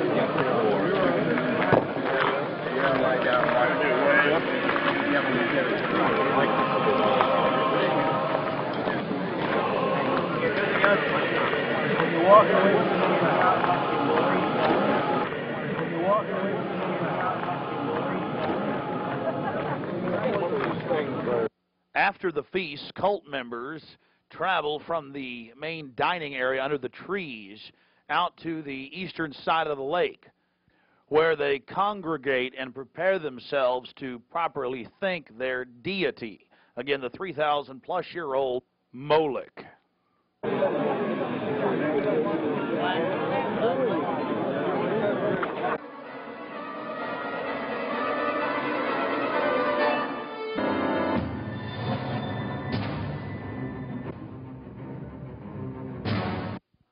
The occult activities are coming up.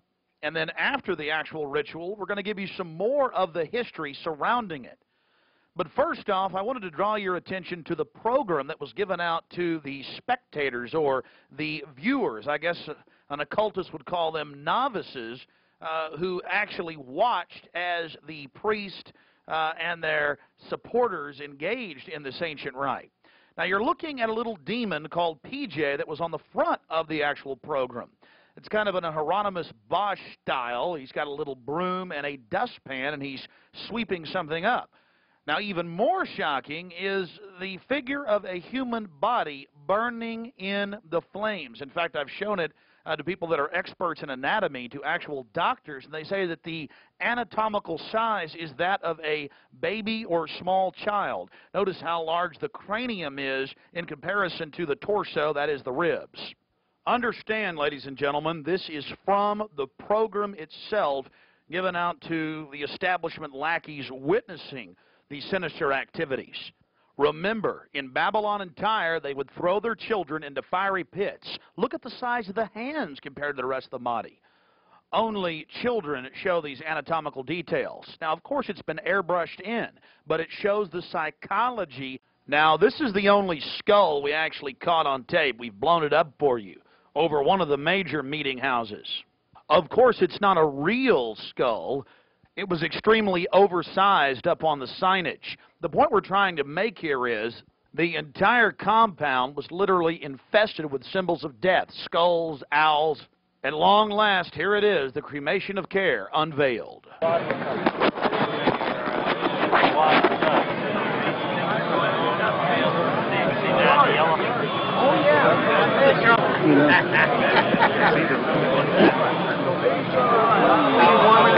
Let me get you a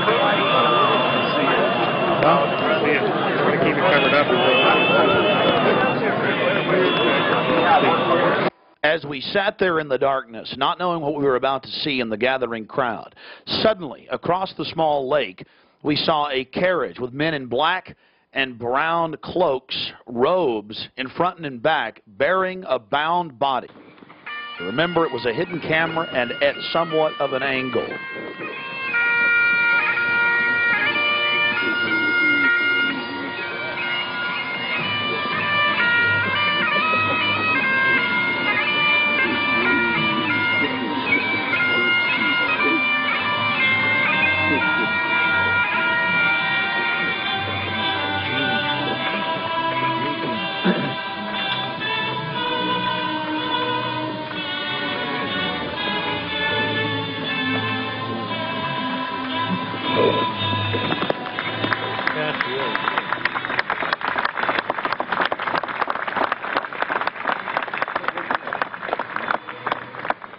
Something particularly pleasing was happening for the Bohemian Grovers with whatever developed with that crowd of men in black and brown and the bound body on the back of the buggy. They drove behind big black tarps they had hanging out of the trees.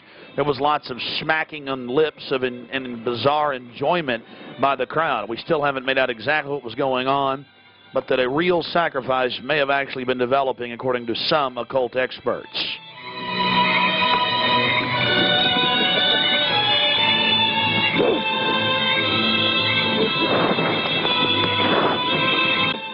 All the time in the darkness across the small lake, the men in black were doing something behind the dark curtains hanging from the redwood trees. Then after about 10 more minutes of music, suddenly all around the owl activity began. Here is the main central part of the ritual.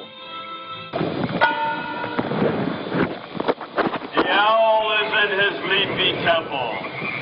Let all within the grove be reverent before him. Lift up your heads, O ye trees, and be ye lifted up, ye everlasting spires. For behold, here is Bohemian shrine, and holy are the pillars of this house. Weaving spiders, come not near.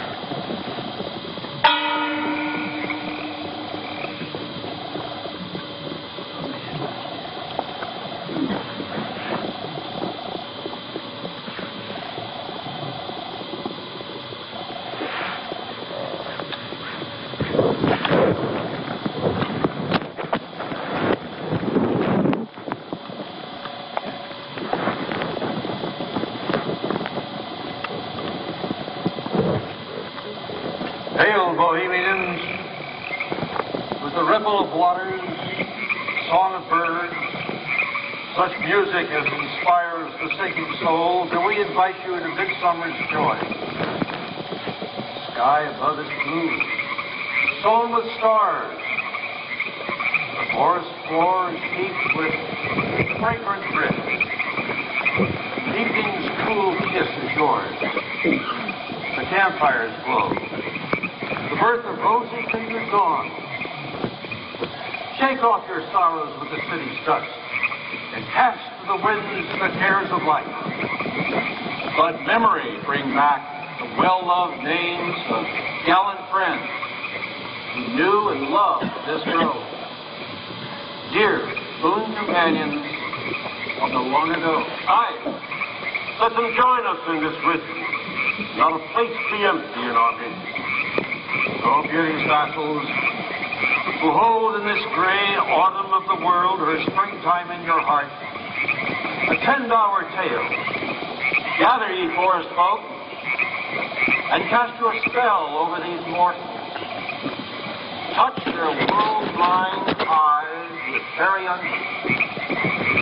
Open their eyes and blow all the memories of yesterday and seal the gates of sorrow. It is a dream, and yet not all a dream. Dull care and all of his works are but a dream. As vanished Babylon and goodly Tyre, so shall they also vanish. But the wilding rose blows on the broken battlements of Tyre, and moth rends the stones of Babylon. For beauty is eternal, and we bow to beauty everlasting. For lasting happiness, return to one alone, and she surrounds you now. Great nature, refuge of the weary heart, and only balm for breasts that have been bruised. She hath cool hands for every favored brow, and gentlest silence for the troubled soul. The counsels are most wise. She healeth well, having such ministries as calm and sleep. She is ever faithful. Other friends may fail, but seek ye her in any quiet place. Smiling, she will rise and give to you her kiss. So must ye come as children. Little children that believe nor ever doubt her beauty and her faith, nor deem her tenderness can change or die.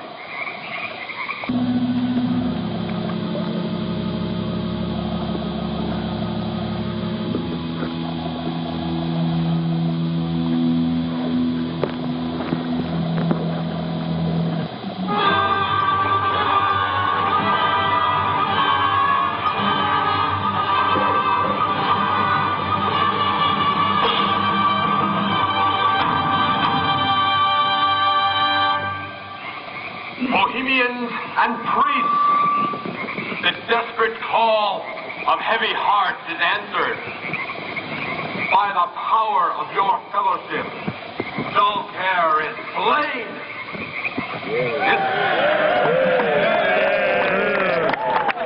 His body has been brought yonder from the funeral pyre to the joyous pipings of a funeral march.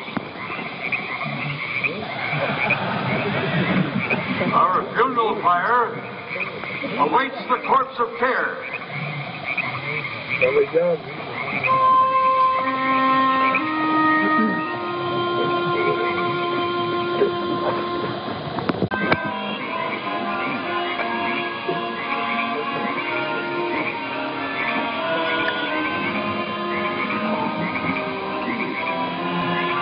Here you have the boatman, his face painted up like a skull, bringing the bound body across the water. Again, we'll have enhanced video of this later. And let's see if you can pick up all of the different occultic meanings in the speeches you're about to hear.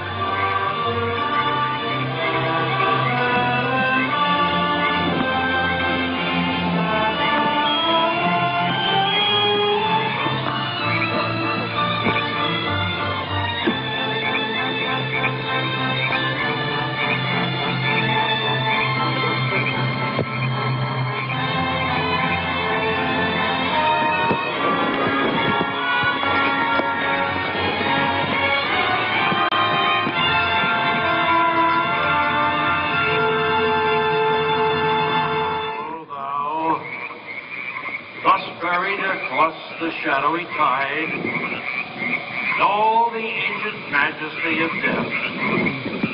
No ardent enemy of beauty. Not for thee the tender tribute or the restful train. Fire shall have its will of thee, and all the winds make merry with thy dust.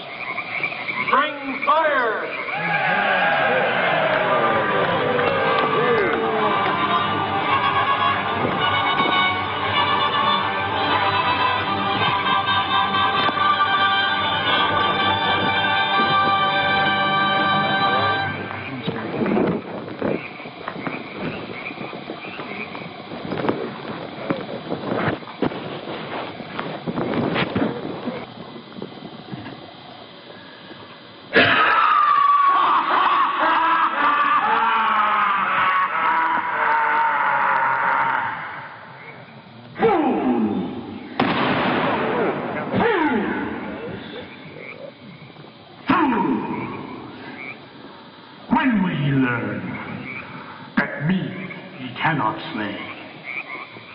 Year after year, he burned me in this grove, lifting your puny shouts of triumph to the stars. But when again he turned your faces to the marketplace, do ye not find me waiting as of old?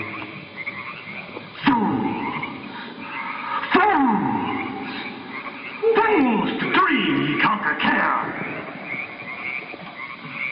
Thou mocking spirit, it is not all a dream. We know thou waitest for us when this our sylvan holiday has ended. We shall meet thee and fight thee as of old, and some of us prevail against thee, and some thou shalt destroy. But this too we know. Year after year within this happy grove, our fellowship bans thee for a space. Thy malevolence which would pursue us here has lost its power under these friendly trees. So shall we burn thee once again this night, and in the flames that eat thine effigy, we shall read the sign, Midsummer sets us free. Ye shall burn me once again!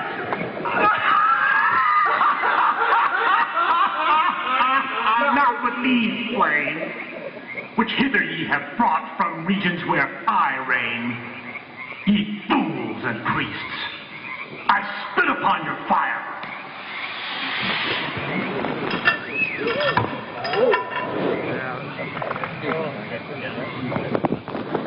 Wow. Prince of all mortal wisdom, thou of Bohemia, we beseech thee, grant us thy counsel.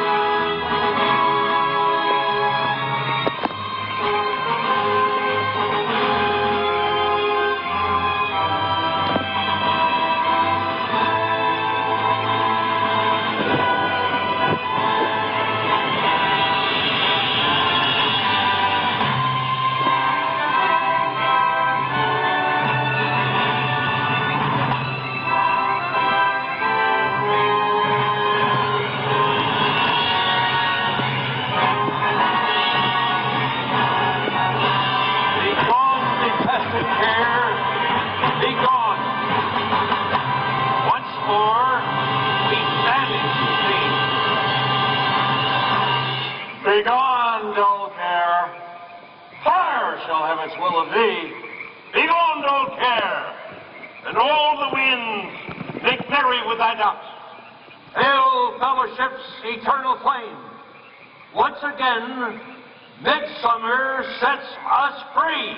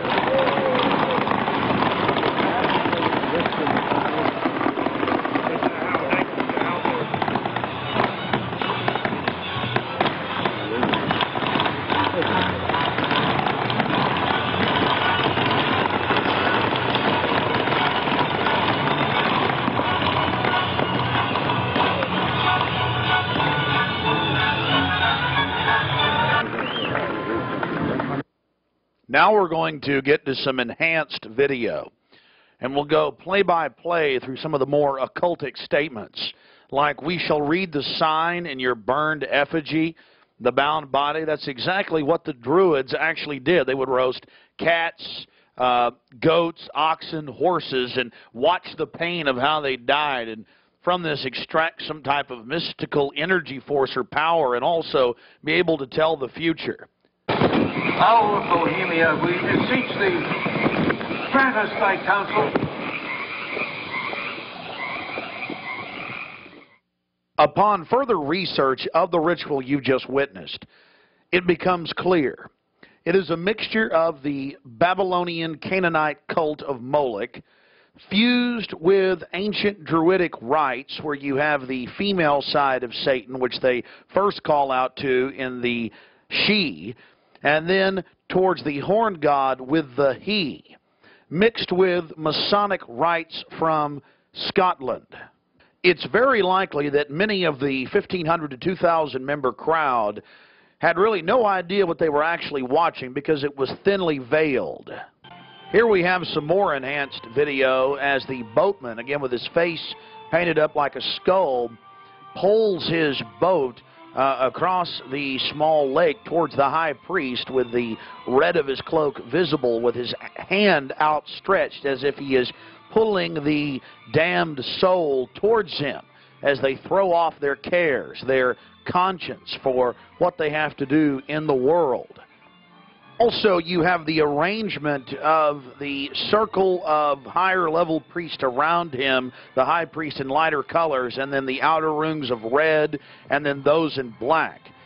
This is consistent with the darker workings of the occult, not just with the Western countries, but also worldwide. Now, when you see that black edge coming to the field, that's because we zoomed in on the video, and many times the picture was almost out of the screen, so that's the edge of the field or the view of the camera.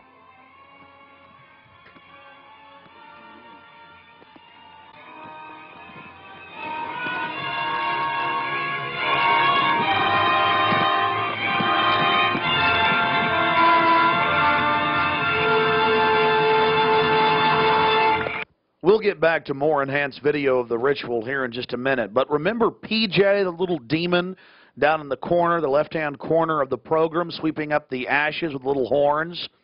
And how can you forget this? The image of a human body burning on the altar.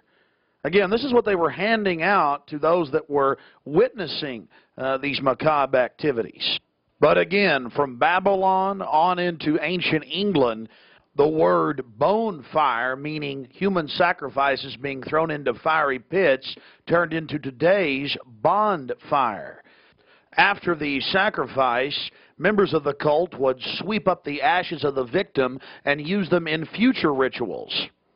One of the things that is extremely obvious by looking at the program handed out to Bohemian Club members is the person creating the program had a deep understanding of the occult.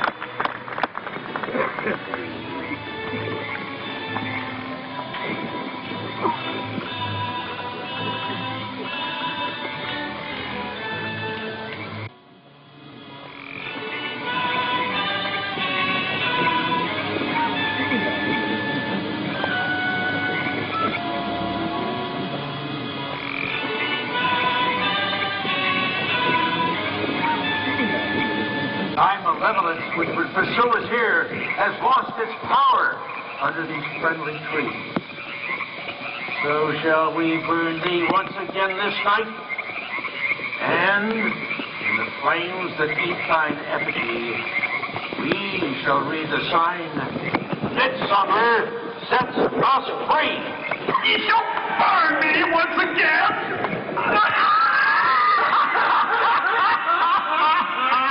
Not with these flames, which hither ye have brought from regions where I reign. Ye fools and priests, I spit upon your fire. Wow. Prince of all mortal wisdom, Owl of Bohemia, we beseech thee, grant us thy counsel.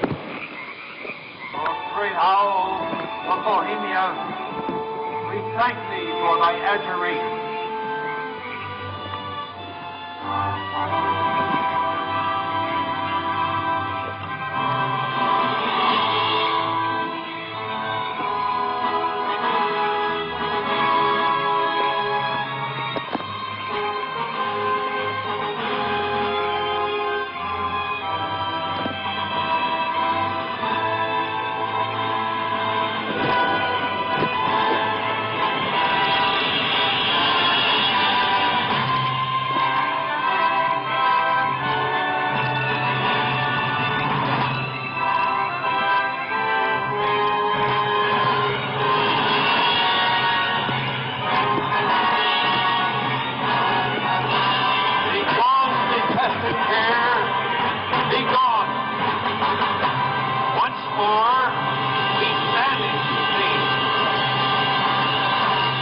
Begone, dull care. Fire shall have its will of thee. Begone, dull care. And all the winds make merry with thy ducks. Hail, fellowship's eternal flame. Once again, midsummer sets us free.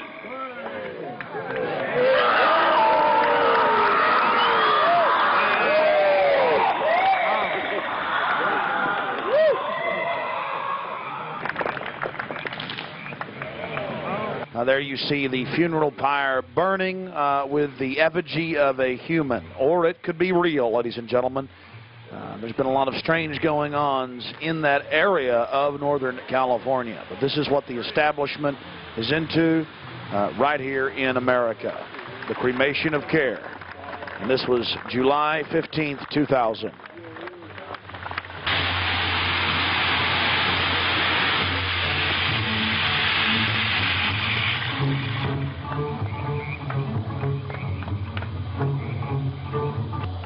These people are deadly serious, those taking part in the ceremony.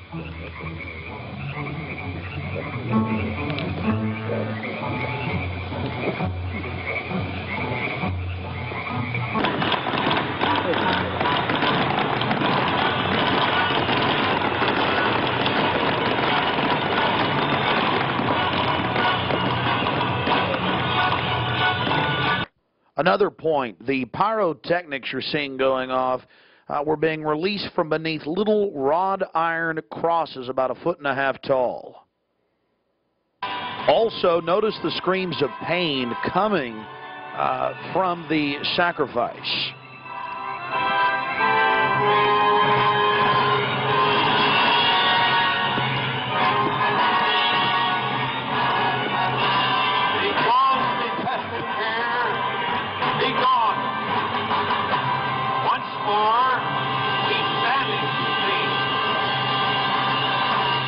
Be gone, dull care. Fire shall have its will of thee. Be gone, dull care. And all the winds make merry with thy dust. Hail, fellowship's eternal flame. Once again, midsummer sets us free.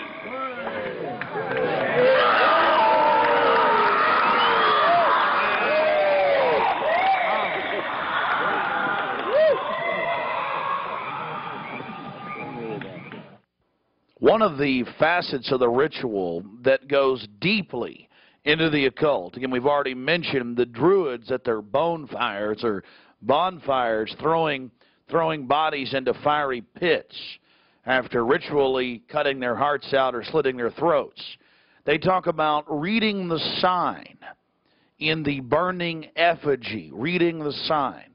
Again, research your history books on the occult, even the Encyclopedia Britannica on what the Druids would engage in. This is just unbelievably macabre and evil. So shall we burn thee once again this night, and in the flames that eat thine effigy, we shall read the sign. Well, we're going to confront George Bush on Bohemian Grove. George Bush Jr., they've been announcing on CNN, MSNBC, on television last night and today.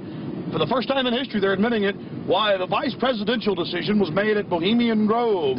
George Bush Sr., the former president, and Colin Powell and others. So now they're just throwing it in everybody's face. We've broken the story over a week ago. July 15th, we were in Northern California. They're trying to ignore it.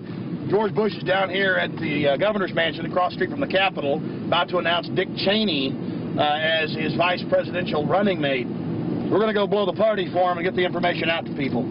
We're not going to stop. We're getting in their face.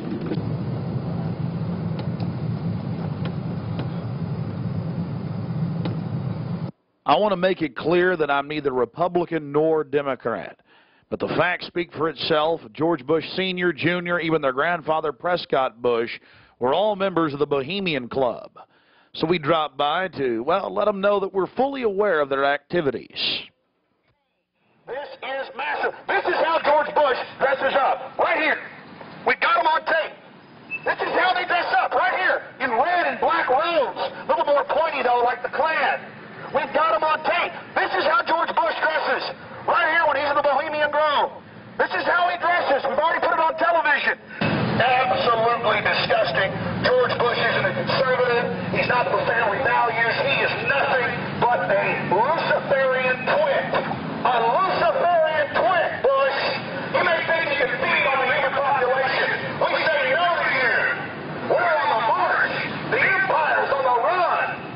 Long live the Constitution and death to the New World Order. We stand firm.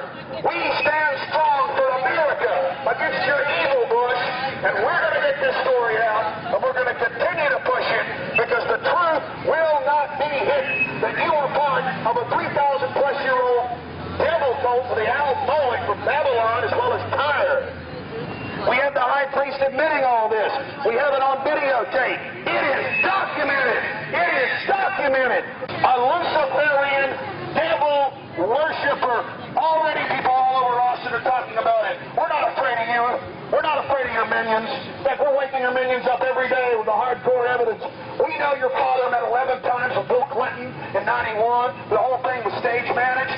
We understand you've been helping to sell this country out, Bush. And we're going to expose you and your Luciferian rights. We have the videotape.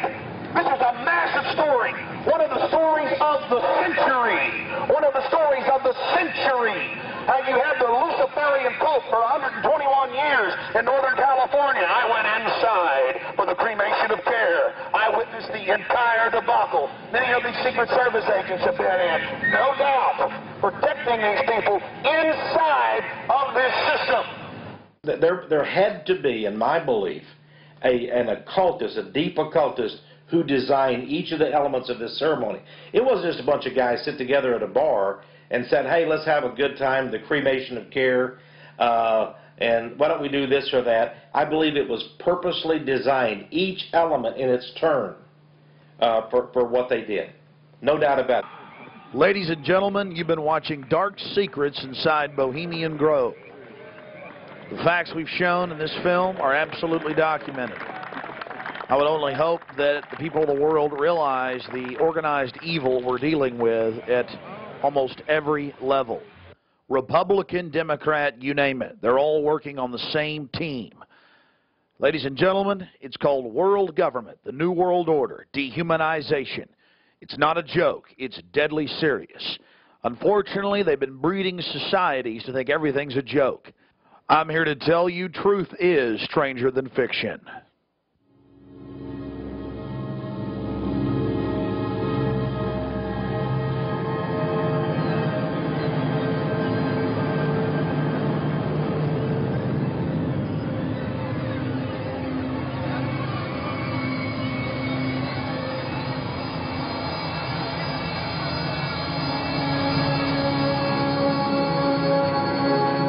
Purchase additional copies of this film, or to see dozens of other films and important books, be sure and visit Infowars.com or PrisonPlanet.com.